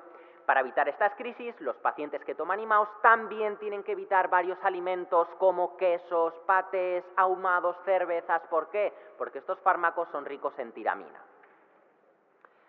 MIR 2020, la pregunta que os decía antes de la vortioxetina. Fijaros, en un paciente de 85 años, un abuelito con deterioro cognitivo y un episodio depresivo, señala el tratamiento que se debe evitar. Nos pregunta por el tratamiento para la depresión de un abuelito con deterioro cognitivo. Por lo tanto, vamos a tener que dar un fármaco lo más limpio posible para que no le dé efectos adversos. Sertralina, ya sabéis que es un ISRS, los mejores para ser la primera cita, Fluflumex-cita. Vortioxetina, hemos dicho que es un fármaco nuevo, que es seguro y que además mejora la clínica cognitiva de los pacientes depresivos. La venlafaxina es un inhibidor selectivo de la serotonina y la noradrenalina, por lo que se contraindica en cardiópatas graves. Y la mitriptilina, ya sabéis que es un antidepresivo tricíclico que se relaciona con muchísimos efectos adversos, por lo que hay que evitar usarlo en pacientes frágiles como en ancianos, ¿vale? Fijaros que ya nos pusieron de relleno la vortioxetina. Venga, relax, cogemos aire, ya queda menos de este tema, sacudimos la cabeza, sin pasarnos, que no se nos caigan los conceptos. Y vamos a por el litio. El litio es un fármaco estabilizador del ánimo. Hay otros estabilizadores del ánimo, pero el litio es tan bueno que es el que se utiliza, aunque también veremos después que puede dar problemillas. ¿Dónde lo utilizamos? En el trastorno bipolar. Litio bipolar, bipolar, litio. Me tiene que venir a la cabeza cuando digo al litio, el bipolar. Entonces, yo os hago una pregunta. ¿Cómo está el litio en un paciente con trastorno bipolar? Y entonces diréis, ¿pero qué me pregunta este? Ni idea. A ver, si se da litio, ¿será que tiene el litio bajo? Error, ¿vale? El litio en estos pacientes está normal. No se da litio porque hubiera carencia, como por ejemplo en el Parkinson que damos dopamina porque la dopamina está baja. No, estos tienen el litio normal. Lo damos porque sabemos que funciona, pero no conocemos el mecanismo de acción, ¿vale? Vete tú a saber cómo lo descubrieron. Imaginaros, ¿no? Pues ahí estaba un bipolar, ahí todo maníaco, mordiendo pilas o chupando la batería del móvil, y de repente dijeron, uy, ¿cómo ha mejorado? Pues vamos a probar con litio. Bueno, no se descubrió así, pero así sabéis que no conocemos el mecanismo. Lo que sí que hay que saber es que el litio se absorbe en el túbulo contorneado proximal, compitiendo ¿con quién? Compitiendo con el sodio, o sea, lo filtras en el glomérulo y luego lo reabsorbes en el túbulo contorneado proximal, compitiendo con el sodio. Por lo tanto, si hay poco sodio, vas a reabsorber más litio porque gana la competición y me sube la litemia. En cambio, si hay mucho sodio, como es mayoría, gana la competición, se reabsorbe más sodio y el litio lo pierdo por la orina y me baja la litemia. Entonces, poquito a poco vamos a ir fijándonos en este cuadro. Vamos a razonarlo. Tenemos mucho tiempo aún para aprenderlo, así que tranquilidad. Fijaros en el cuadrito de la derecha. Son fármacos psiquiátricos. Estos no alteran la litemia. ¿Qué quiere decir? Pues que el litio lo voy a poder mezclar con todos los fármacos del libro de psiquiatría.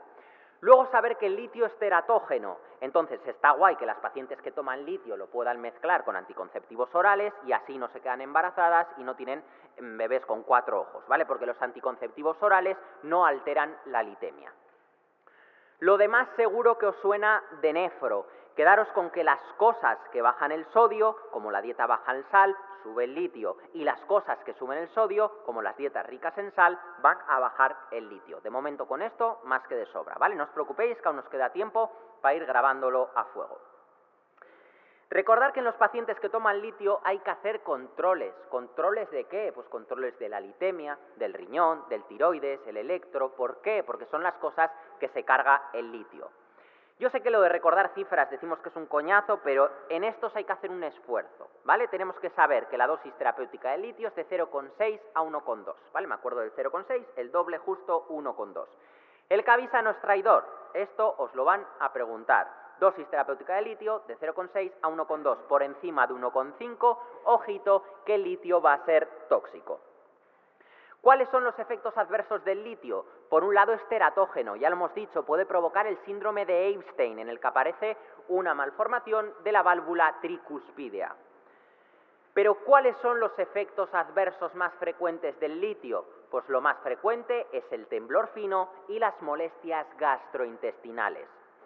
También puede aparecer aumento de peso y puede aparecer diabetes insípida, o sea que los antidepresivos me pueden dar un CADH y el litio me puede dar una diabetes insípida. En el riñón lo más frecuente es la diabetes insípida, pero aparte de esto, el litio te puede fastidiar el riñón a todos los niveles, en el túbulo, en el glomérulo, en el intersticio, donde queráis. Se puede cargar el riñón a cualquier nivel, pero lo más típico que da el litio en el riñón es la diabetes insípida. Respecto a la intoxicación por litio, cuando está intoxicado un poquito, decíamos que puede aparecer molestias gastrointestinales, temblores, pero ya cuando va más, es que ya no puede ni andar, está con ataxia, tendrá disartria, incluso puede entrar en coma, o sea que es una cosa gorda. Decíamos que la intoxicación empieza cuando la litemia es superior a 1,5. ¿Y cómo tratamos la intoxicación? Si la litemia está entre 1,5 y 2,5, tenemos que forzar la diuresis. ¿Cómo vamos a forzar la diuresis en este caso? Con sueroterapia. No la vamos a forzar con diuréticos, porque los diuréticos van a hacer que se reabsorba más litio y entonces lo voy a empeorar. Hay que forzar la diuresis con sueroterapia. Pero si la litemia está por encima de 2,5, ya vamos a necesitar hemodiálisis, porque para el litio no tenemos ningún antídoto. Entonces, recapitulando, ya sabemos que el litio se usa para una patología psiquiátrica de las más gordas, que es el trastorno bipolar. Y para eso el litio es el mejor. Vale, imaginaros que ahora se junta en una isla un cardiólogo, un endocrino, un psiquiatra y un nefrólogo, ¿vale? Entonces el cardiólogo dice, oye Gorka, mira, que es que mi paciente está hipertenso y yo he aprendido en el MIR que lo primero es comer sin sal. ¡Ja! Entonces, claro, si le quito la sal se va a intoxicar por litio y le digo, mira, haz lo que te dé la gana, pero la sal no le vas a quitar, porque el litio es el mejor tratamiento para este trastorno tan grave que tiene mi paciente, que es el bipolar, y no le queda otra que aguantarse. Entonces, luego viene la endocrino y me dice, oye, mira, que es que mi paciente tiene la T4 muy baja, y le digo, pues mira, pues muy bien, pues le pones levotirosina, porque yo el litio no se lo voy a tocar. Pero ahora viene el nefrólogo, y me dice, oye, mira, es que mi paciente está con el filtrado que le está cayendo en picado, tiene la creatinina cada vez más alta. Pues ahora igual me toca ya bajarme del burro y pensar en quitar el litio y utilizar otro estabilizador del ánimo, ¿vale? Por lo tanto, lo que a mí me va a marcar si seguir o no con el litio va a ser el riñón, ¿vale? Lo que lo va a determinar va a ser el riñón. MIR 2019, un hombre de 46 años con un bipolar, viene porque ha tomado mucho litio y está con temblor intenso, ataxia, disartria, mioclonías, fasciculaciones y me dice que tiene una litemia de 4,1. ¿Cuál es la respuesta correcta? ¿Qué tenemos que hacer? Hemodiálisis. Rango terapéutico de litio de 0,6 a 1,2, por encima de 1,5, tóxico entre 1,5 y 2,5, forzamos diuresis con sueroterapia. Por encima de 2,5, hemodiálisis porque no tenemos antídoto. Bien, pues con esto ya tenemos dominado el tema de las drogas duras de psiquiatría. Los temas de hoy eran los más aburridos, sin duda. Hoy es el día más duro de psiquiatría. Mañana y pasado veréis como los temas os resultan más sencillos. ¿Por qué os decía que os hicierais Instagram o trajerais la cuenta de Instagram? Bueno, pues para hacer esto un poco más entretenido, a mí me gusta hacer un concurso. Entonces, hay una cuenta en Instagram que se llama Frikisiki, así escrito y con esta fotillo. Entonces, lo que voy a hacer todos los días a las 10:15, por ahí, sobre esa hora, pues es subir una foto a ese perfil de Instagram, ¿vale? Yo nada, haré un directo, un mini directo, si me acuerdo cómo se hace, y diré, doctorazos, doctorazas, que ya voy a empezar con el concurso, atentos por si aparece la foto. Y entonces esa foto va a tener una pregunta. ¿Cómo se responde a la pregunta? Muy fácil, comentando la foto, ¿vale? No es mandando un mensaje directo ni nada, hay que comentar, poner un comentario en la foto. Es importante que la respuesta sea así, R punto y la respuesta correcta, ¿vale? Si no pone R punto, no vale. Y el primero que responda de manera correcta y bien, pues se llevará el premio, ¿vale? Me da igual si son mayúsculas o minúsculas, si tiene tilde o no tiene tilde. Hombre, B y V sí, eso sí. Y lo de R punto también, pero el resto me da un poco más igual. Y el ganador, pues se llevará uno de estos que le enviaré a su casa para que se siente con su culo bien a gusto encima de él. Por supuesto, bien desparasitado, con su gel hidroalcohólico, bien su paquetito. Si el que gana casualmente está en Oviedo, pues al día siguiente yo le hago venir aquí y se lo doy y se lleva el aplauso de todos. Le hago pasar un poquito de vergüenza, como mucho le hago cantar una canción, no os preocupéis. Venga, que vamos terminando. Es broma, lo de la canción. ¿O no? El tema de trastornos mentales orgánicos es un tema propiamente de neuro, pero que vemos en psiquiatría. Es un tema que a mí cuando lo estudiaba en el MIR me resultaba un poco mátame camión, así que voy a intentar amenizároslo lo máximo posible. Sobre todo de este tema lo que tenemos que dominar es el delirium y el Alzheimer, que es lo único que preguntan. Bien, empiezo el tema hablando de mi aitite, que es como decimos abuelo en Bilbao. Este es mi aitite que falleció hace unos meses, tenía 90 años. Y hasta hace poco, pues antes de fallecer, era el más gamberro y el más activo de toda la familia. Un día salía a andar en bici, otro día iba a bailar, otro día lo hacía todo junto. El primer móvil que tuvo era este, que manejaba perfectamente. Luego nos dijo que eso era una mierda y que él quería uno de verdad para hablar por WhatsApp. Así que bueno, pues nosotros encantados le regalamos este y luego ya la cosa pues que se le quedaba todo obsoleto y nos decía que quería uno así para ver las fotos más grandes. Y bueno, nosotros encantados. Bueno, pues hace unos 12, 13 años, sí, creo que 12, 13 años, tuvo una isquemia aguda en una de las piernas y entonces tuvo que ingresar. Y tenía un compañero al lado, un paisano muy majete, yo creo que le habían ingresado por una insuficiencia cardíaca, además era un paciente que portaba sonda. Y dice mi aitite que una noche se despierta por un ruido y se encuentra al abuelillo de al lado, ahí de pie, en la cama de al lado, dando palmas, ahí como si estuviera en la feria de abril, ¿no? Imaginaros ahí al señor, ahí, hola mi bebé, hola mi bebé. Entonces, claro, mi abuelo llama a las enfermeras, vienen, le intentan tumbar y de repente se pone a gritar, hay como un gremlin, que me dejen en paz, que me quieren raptar, que él estaba muy a gusto en la feria. Entonces mi abuelo, que en ese momento... O sea, mi abuelo en ese momento estaba alucinando. O sea, decía, a ver, pero si este señor de al lado la tarde antes parecía que no se podía ni levantar y ahora está con más marcha que la Leticia Sabater con unas salchipapas. Entonces, hubo que ponerle un poquito de aloperidol y al final hubo que atarle también, hubo que ponerle una contención para que no se cayera, se diera un golpe y se liase más. Entonces, el pobre hombre lo que tenía era un delirium o un síndrome confusional causado por una infección de orina. En cuanto se le puso el antibiótico, pues mejoró del confusional. Pues bien, el delirium o el síndrome confusional, que no es lo mismo que delirio, que eso es lo que tenían los psicóticos, es de lo más rentable de este tema, es de lo poco que preguntan de este tema junto al Alzheimer que veremos después. ¿Qué es el delirium? Es un cuadro de disfunción cerebral generalizada que aparece de manera aguda, es decir, hay algo en tu cuerpo, una infección, un posoperatorio, que está envenenando todo tu cerebro y entonces las funciones del cerebro van a ir mal. Y esto es algo transitorio, es decir, cuando se soluciona la causa, se solucionará el cuadro cerebral. Esto lo tenéis que saber a fuego, lo más característico de la enfermedad y lo que va a ser la clave de la mayoría de las preguntas es que está alterada la conciencia y la alteración y la concentración de una manera fluctuante. Palabra clave, fluctuación, ¿vale? Fluctuación, fluctuación, fluctuación, me tiene que venir a la cabeza delirium.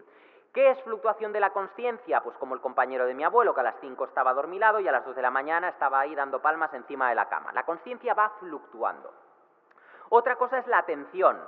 ¿Esto qué es? Es la capacidad que tenemos para estar constantes en una actividad, ¿no? Tú les dices que cuenten del 1 al 10, empiezan a contar, pero ya cuando van por 4, que me voy distrayendo, ¿no? A nosotros también nos pasa lo mismo, al principio de la clase atendemos más y luego ya al final de la clase como que digo, uy, qué interesante mirar a ese foco y me quedo ahí un rato mirando al foco, ¿no? Bueno, pues esta fluctuación no ocurre en las demencias, aunque luego veremos una excepción. Y tampoco ocurre con el resto de enfermedades psiquiátricas del resto del libro de psiquiatría. Esto es característico del confusional. Si yo leo fluctuación, me tiene que venir a la cabeza confusional. ¿Cuáles son las principales causas del delirium? Pues todo lo que nos podemos encontrar en un hospital, infecciones, sobre todo infecciones de orina, alteraciones hidroelectrolíticas, tóxicos, algunas enfermedades neurológicas. Entonces, muchas veces tenemos un abuelito con un confusional, con un delirium, y lo difícil es descubrir qué es lo que se lo ha provocado. Si una infección de orina, si una retención aguda, si un cambio en fármacos. ¿Cómo de frecuente es esto del delirium?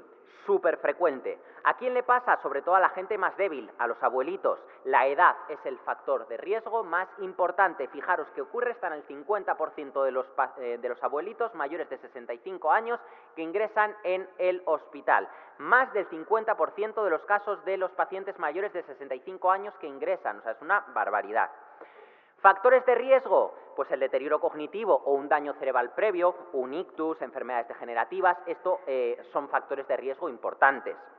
Si un paciente ya tuvo un delirium en un ingreso previo, si vuelve a ingresar es más fácil que me haga un delirium. Los sedantes, los anticolinérgicos pueden favorecerlo.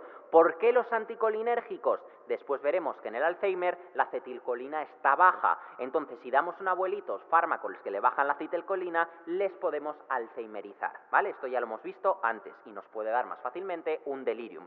Pacientes que están atados o que están sondados también pues, por todos sus agujeros, pues estos también van a tener más riesgo. Pero lo que no puede faltar, lo que tenemos que saber sí o sí, es esto. Si me dicen en el MIR alteración fluctuante del nivel de la capacidad, del nivel de conciencia y de la atención, es un delirium.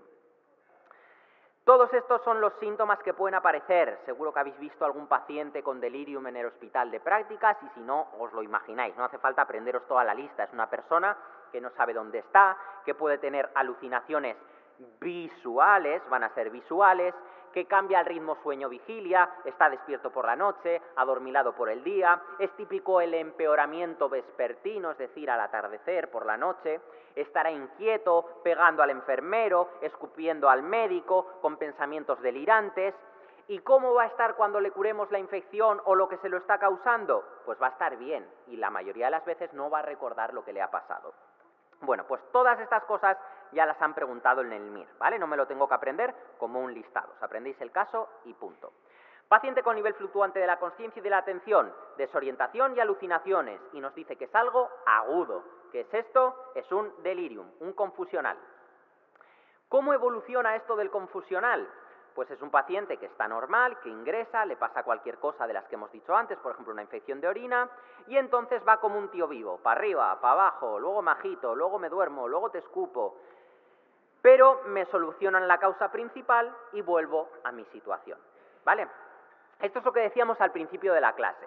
Alucinación auditiva, despertamos al psiquiatra porque es más típico de la esquizofrenia. Alucinación visual, primero descartamos algo orgánico. Entonces, de los criterios diagnósticos de un síndrome orgánico cerebral, ¿qué es lo falso? Alucinaciones de predominio auditivo. En el delirium hemos dicho que son alucinaciones de predominio visual. El resto, cierto, el delirium no ocurre por algo orgánico, se relaciona temporalmente la causa con el síndrome y cuando solucionamos la causa desaparecerá el delirium. ¿Cómo lo trato? Primero tratamos el agente causal. Si es una infección de orina, le pongo antibióticos. Si es una retención de orina, pues le tendré que poner una sonda. Luego, medidas para favorecer la orientación. ¿Qué quiere decir esto? Tú imagínate que te meten en una habitación que no es la tuya, oscura, con otro paciente y con toda su familia, con un pijama indigno que te va enseñando lo que viene a ser todo el culo, pues te meten sondas por todos los agujeros, así cualquiera puede hacer un confusional. Entonces, lo que recomiendan es pues, que pongas fotos de los familiares, que pongas un reloj para que sepan qué hora es, para que no se desorienten, que les acompañes por las noches. Muy bien, todo esto maravilloso, pero cuando el abuelito que parecía una pasa por la noche se convierte en esto, ¿qué haces? Porque yo no sé de dónde sacan las fuerzas, pero yo he visto a abuelitos romper sábanas del hospital, lo vais a ver. Pues en estos casos, solo si corre riesgo la salud del abuelito, porque se puede caer, se puede dar un golpetón o partirse algo, pues en ese caso igual hay que ponerle contenciones. Pero esto no lo hago de rutina, no vale que cuando estás de guardia, para que no te llamen por la noche, oye, me vais atando a los pacientes, ya le he aviado y me voy a dormir. No, vale solo cuando hay riesgo. Y otra cosa importante que tenemos que saber es que cuando indicamos una contención mecánica, tiene que ser o de 3 puntos o de 5 puntos. No vamos a hacer nunca una contención mecánica de un punto, no le voy a atar a una mano de la cama porque se me va a caer igual, tampoco le voy a atar de los 2 pies porque se me va a lanzar, o de las 2 manos porque se me va a dar la voltereta para atrás, o un pie y una mano porque se me va a voltear, siempre 3 puntos o 5 puntos, y esto nos lo pueden preguntar. Lo que sí solemos usar son los antipsicóticos para la agitación de estos pacientes. El que más utilizamos en el hospital es el haloperidol. El haloperidol se puede utilizar oral, aunque si el paciente está agitado, a ver cómo le convences para que se lo trague. Entonces se puede dar intramuscular o se puede dar subcutáneo. Intravenoso, mejor evitarlo, porque a dosis altas puede dar arritmias. Así que el año que viene, cuando venga la enfermera y os llame al Busca y te diga, doctora, mira, que es que tengo en la quinta un paciente que está súper agitado, que va y está correteando por el pasillo con el culo al aire y dice que se quiere fugar, ¿qué le doy? Y entonces vas a decir, haloperidol. Pero claro, la enfermera sabe que eres R1. Y entonces va a decir, vamos a poner a prueba estos R1, a ver si son de los buenos o de los regulares. Doctora, ¿cuánto haloperidol le pongo? Y entonces dices tú, uy, me ha pillado. Bueno, os voy a dar un truco que os va a servir para toda la residencia y para todas las especialidades.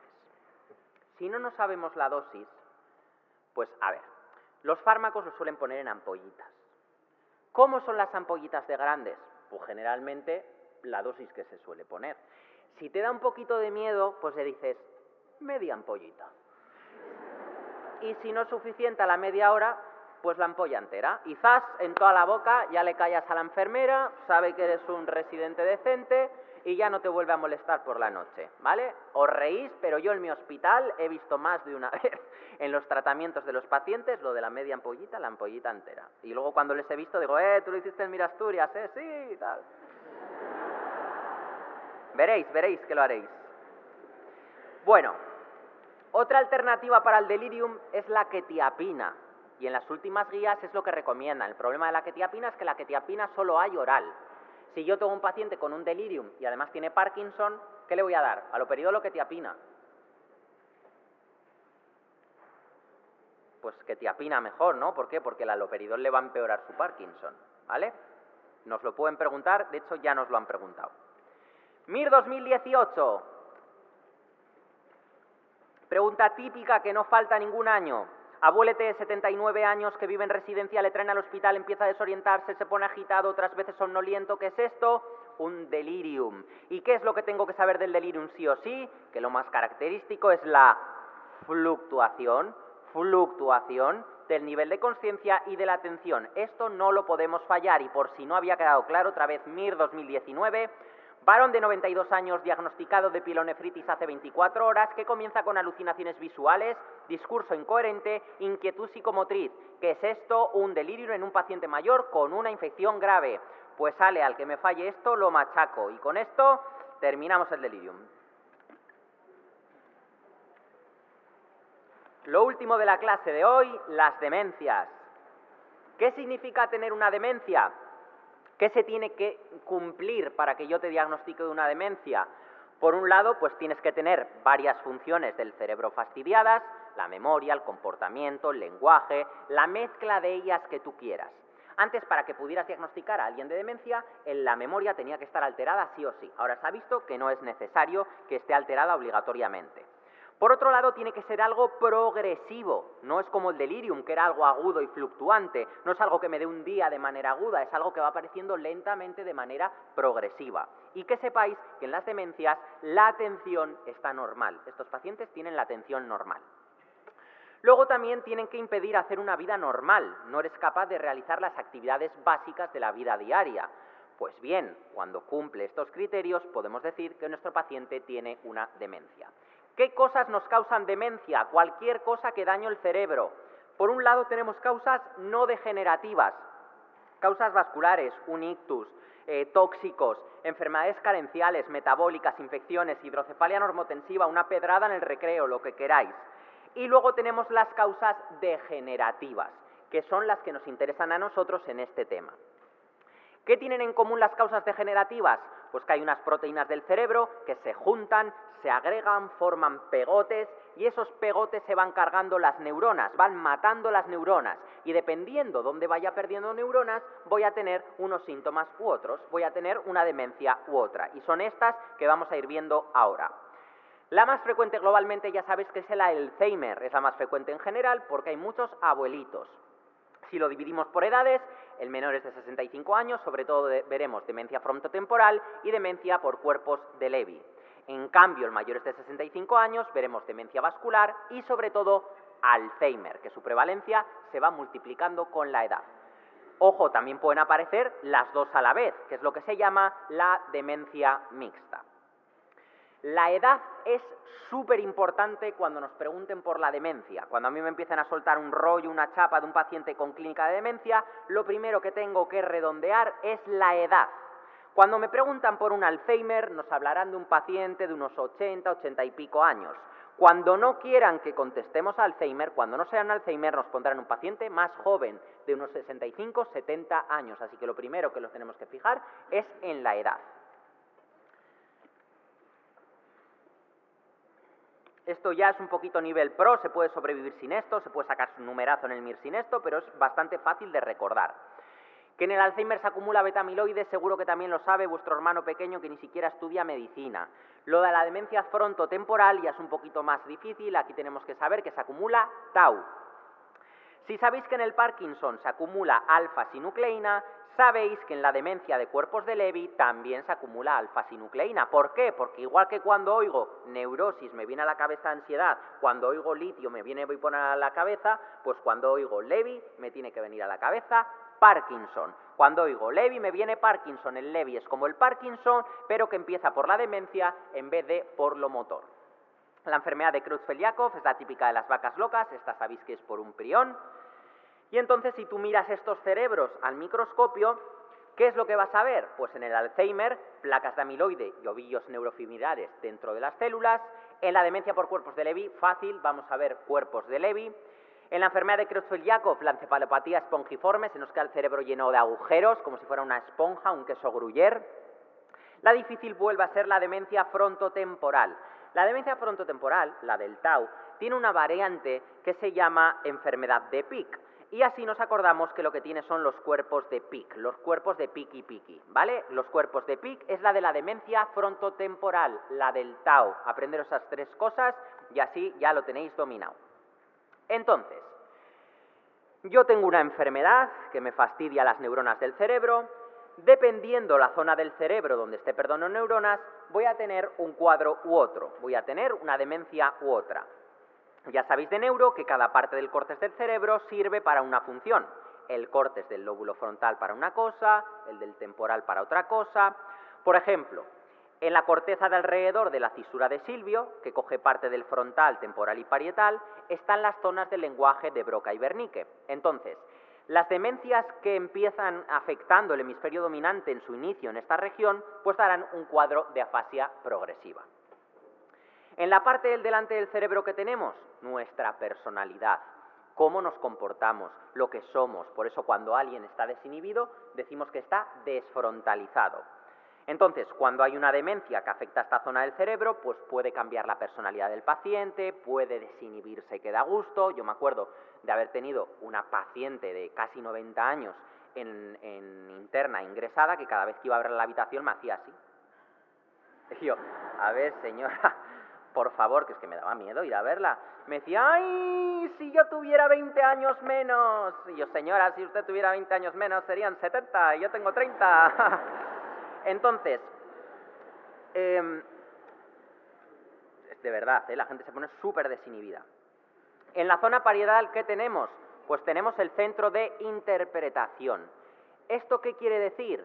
Enfrente tengo el corte sensitivo, donde llega la información de lo que toco, Detrás tengo la corteza, debajo tengo la corteza auditiva, donde llega la información de lo que oigo, y detrás me llega la información de lo que veo, tengo el córtex visual. Entonces, toda esta información de alrededor, lo sensitivo, lo auditivo, lo visual, tiene que llegar al centro de interpretación y compararlo con nuestros conocimientos. Por ejemplo, yo veo la cara de Quevedo, del cantante, y llega la información a mi córtex visual, está ahí, pero claro, yo veo la cara y digo, muy bien, una cara, pero no sé quién es. Entonces, esa información tiene que llegar al centro de interpretación.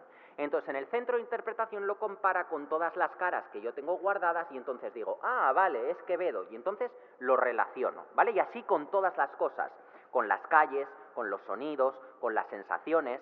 Entonces, cuando se estropea esta zona de la interpretación, aparece lo que se llaman las agnosias. Es decir, yo tengo una percepción, pero no sé interpretarlo. Yo estoy viendo un avión y digo, ah, qué bonito eso que pasa por ahí, pero no sé qué es un avión, no sé interpretarlo.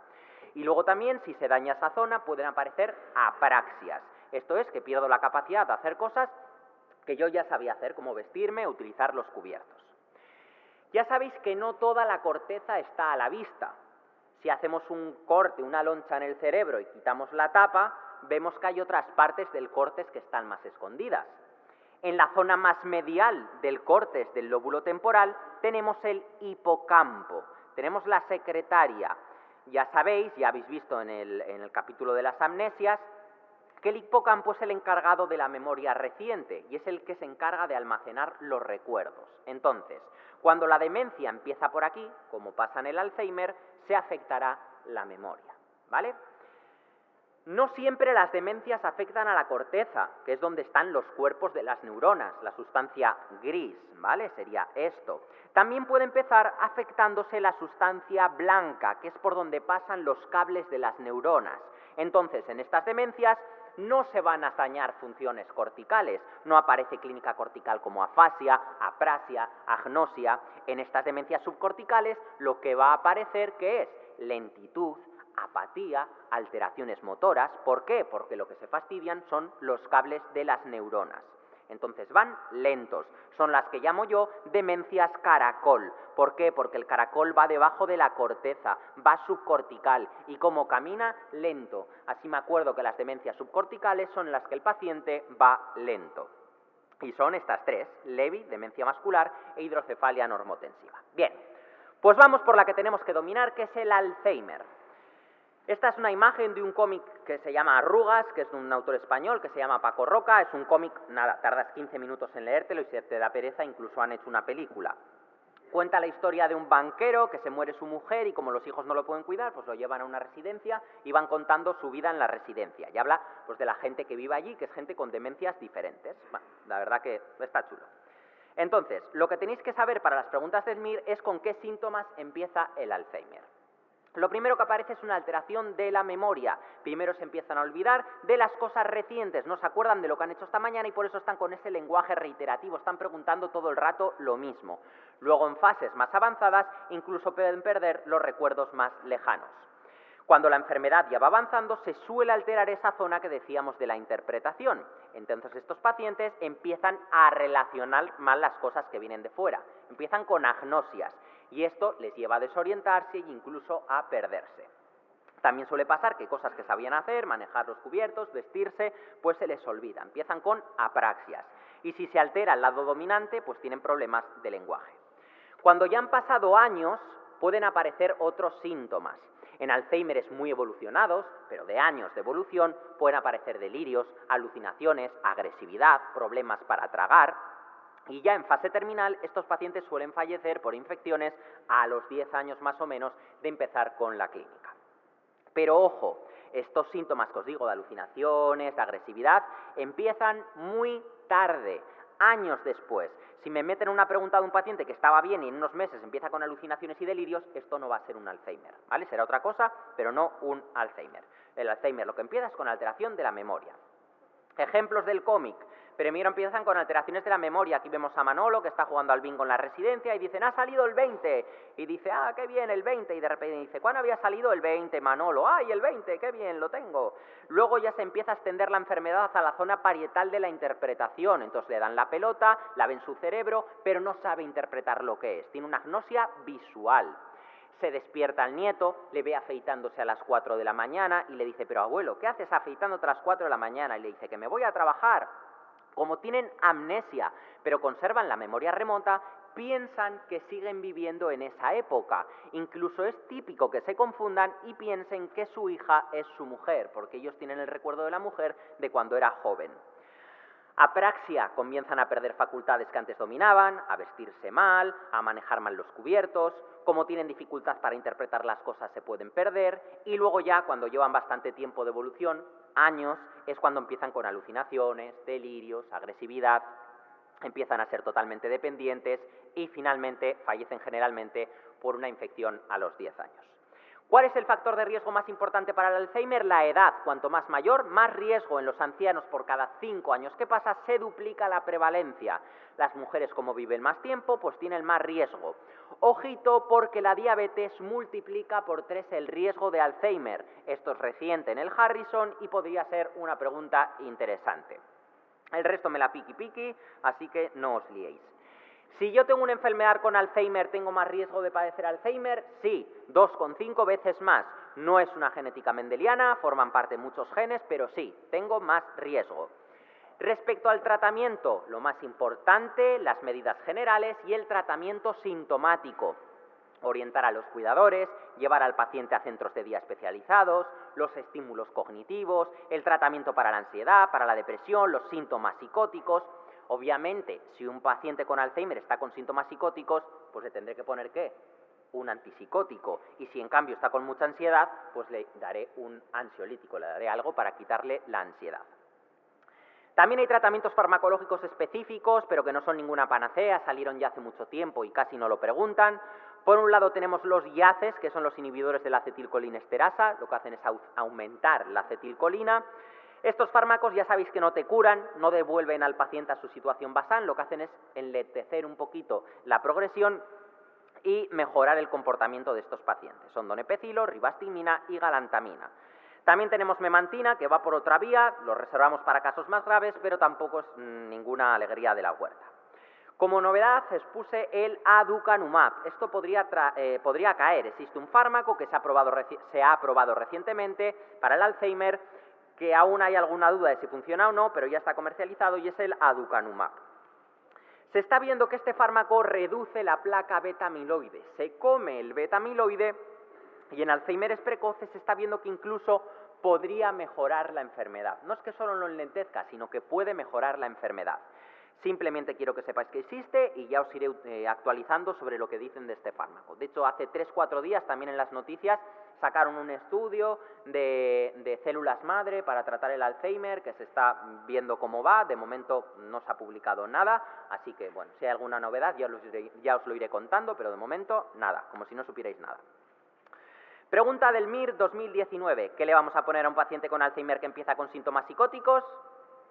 Un antipsicótico. Ya sabéis que la risperidona es un poco guarrona, pero es el único neurolético que nos ponen, así que habrá que poner risperidona. Bien, Alzheimer dominado. Vamos a ver lo fundamental del resto de las demencias. No quiero que os liéis entre ellas, simplemente quiero que sepáis diferenciar una de otra, lo característico. Demencia por cuerpos de Levy, decíamos neurosis, ansiedad. Litio bipolar, Levy-Parkinson es la enfermedad de Parkinson, empezando por otro lado. Tríada típica fundamental. Habrá alucinaciones visuales desde el inicio. Yo me acuerdo cuando roté en neurología de R2, había un señor que decía que veía letras volando, ¿no? Un día voy a verle y me dice, ¡ay, tienes una Z en la cabeza! Y yo, ¡ay, maravilloso! Pero también pueden ver monstruos y son alucinaciones que meten mucho miedo. También es típico el parkinsonismo, esa facies inexpresiva, la lentitud, la rigidez. Y atención, esta es la excepción de la que hablábamos antes en el delirium. Es el único cuadro, aparte del delirium, que cursa con fluctuación del nivel de la conciencia, porque nosotros cuando oímos fluctuación, ¿qué nos tiene que venir a la cabeza? Delirium. ¿Cómo lo diferencio? Va a ser muy fácil, porque en el delirium va a ser un cuadro agudo y dura poco, y el Lewy va a ser algo progresivo, que va a ser para siempre y que va a asociar otros síntomas. ¿Qué tipo de demencia hay que pensar en un paciente que presenta deterioro cognitivo, alucinaciones visuales, signos parkinsonianos y mala tolerancia a los neurolépticos? Es la tríada típica de la demencia por cuerpos de Lewy. Demencia frontotemporal. Estáis ya pensando, por Dios, que se calle ya, que no me entra nada más en la cabeza. Bueno, con utilizando la lógica, os vale. Nos dice frontotemporal. Yo sé que en la zona frontal tengo el comportamiento, tengo la personalidad. En la zona temporal tengo el lenguaje. Pues es eso. Es una persona que empieza con alteración de la conducta y o el lenguaje. La forma más frecuente es la variante frontal, ¿vale? Entonces empiezan primero con las alteraciones del comportamiento. Se ponen a comer sin control, están raros, están más áridos que el pico de una plancha, tienen abulia. Luego, dentro de las formas temporales, tenemos la variante temporal anterior, donde hay alteración del lenguaje con dificultad para nominar, y la variante temporal posterior, donde hay dificultad para entender el significado de las palabras. Es decir, en la temporal anterior no puedo decir las palabras y en la temporal posterior no puedo entender las palabras. Dentro de la frontotemporal hay un montón de subtipos que para el MIR me dan igual, ¿vale? No nos importa. Simplemente tenemos que saber para el MIR la clínica, que la saco por el nombre, y que lo que se acumula es tau. Como entran imágenes en el MIR, pues podrían meter una así. Esto es un tag que podemos interpretar sin tener ni idea de neuro, ¿vale? No tengo ni puñetera idea de neuro, pero tengo ojos en la cara. ¿Qué vemos? Pues se ve que los surcos posteriores están normales, se ven como lineales, pero en la parte frontal veis que son diferentes. Los surcos están ahí aumentados, están como chuchurríos. Hay una atrofia frontal, pues esto es una demencia de predominio frontal. Es de las pocas imágenes que nos podrían poner en psiquiatría, como por ejemplo pues también el receptor de las benzodiazepinas, pero que ya nos lo sabemos. Demencia vascular, la segunda demencia más frecuente. ¿Cómo puede el daño vascular darme una demencia? De varias maneras. Puedes tener varios sangrados que te destruyan el cerebro en varias zonas, puedes tener varios infartos grandes en el córtex cuando se afectan vasos grandes, que me van a ir quitando funciones del cerebro, o puedo tener múltiples infartitos pequeños en la zona profunda del cerebro, cuando se afectan vasos más pequeños, que en vez de quitarme funciones como el lenguaje o la memoria, hacen que vaya cada vez más lento, más apático. Acordaros del caracol que va debajo de la corteza y va lento. Ya hemos dicho que es la segunda más frecuente y ojito porque ¿cuáles son los factores de riesgo para padecerla? Pues los factores de riesgo cardiovascular, la hipertensión, la diabetes. Si me ponen una pregunta en la que me describen un cuadro de deterioro cognitivo y me dicen que el paciente tiene diabetes y que es hipertenso, pues quieren que contestemos una demencia vascular. Tenemos que saber que la demencia vascular es un grupo bastante heterogéneo. Si se daña el cerebro por pequeños infartitos de la sustancia blanca, me daba síntomas de demencia subcortical. En cambio, si lo que aparecen son múltiples infartos grandes en la zona cortical, pues voy a ir perdiendo funciones cerebrales. Voy a tener disartria, ataxia, problemas de memoria, puede aparecer afasia, lo que queráis. Entonces, este sería el curso de una enfermedad como el Alzheimer, progresivo, poquito a poco. Y esta sería la evolución de una enfermedad, de una demencia vascular multiinfarto, escalonada. Se van a ir alterando las funciones del cerebro escalón a escalón a medida que van apareciendo diferentes infartos. Ojo a las palabras clave, ¿vale? Esto es importante para las preguntas. Si a mí me dicen demencia subcortical, de los que van lentos, parkinsonismo e incontinencia urinaria, si me ponen estas tres cosas solas en una pregunta, ¿a mí qué me tiene que venir a la cabeza? Hidrocefalia normotensiva. Muy bien. Si solo me dicen estas tres cosas, es una hidrocefalia normotensiva. Pero si aparte me dicen que es hipertenso, que es diabético y tiene estas tres cosas del cuadro rojo añadidas, pues ya será una demencia vascular y no una hidrocefalia normotensiva. ¿Cuáles son esas cosas del cuadro rojo? Pues me dirán que tiene un cuadro pseudobulbar, donde aparecen alteraciones de la deglución, de la fonación, alguna focalidad neurológica, le falta alguna función de la corteza, una agnosia, una afasia, y ya sabemos que tiene una evolución escalonada, infarto a infarto. Y aún así, si todavía me queda alguna duda de si es una hidrocefalia normotensiva o una demencia vascular, ¿qué hago? Pues le pido un TAC. Si es una demencia vascular, veré que tiene agujeritos, tiene puntitos en el cerebro, y si es una hidrocefalia normotensiva, va a tener ventriculazos. Entonces, si solo me dicen esto, demencia, parkinsonismo, incontinencia, triada de Hakim es una hidrocefalia normotensiva y si le pido un TAC cerebral veré ventrículos grandes. Es un problema de cañerías. Última demencia que vamos a ver, enfermedad por priones, el Creutzfeldt-Jakob.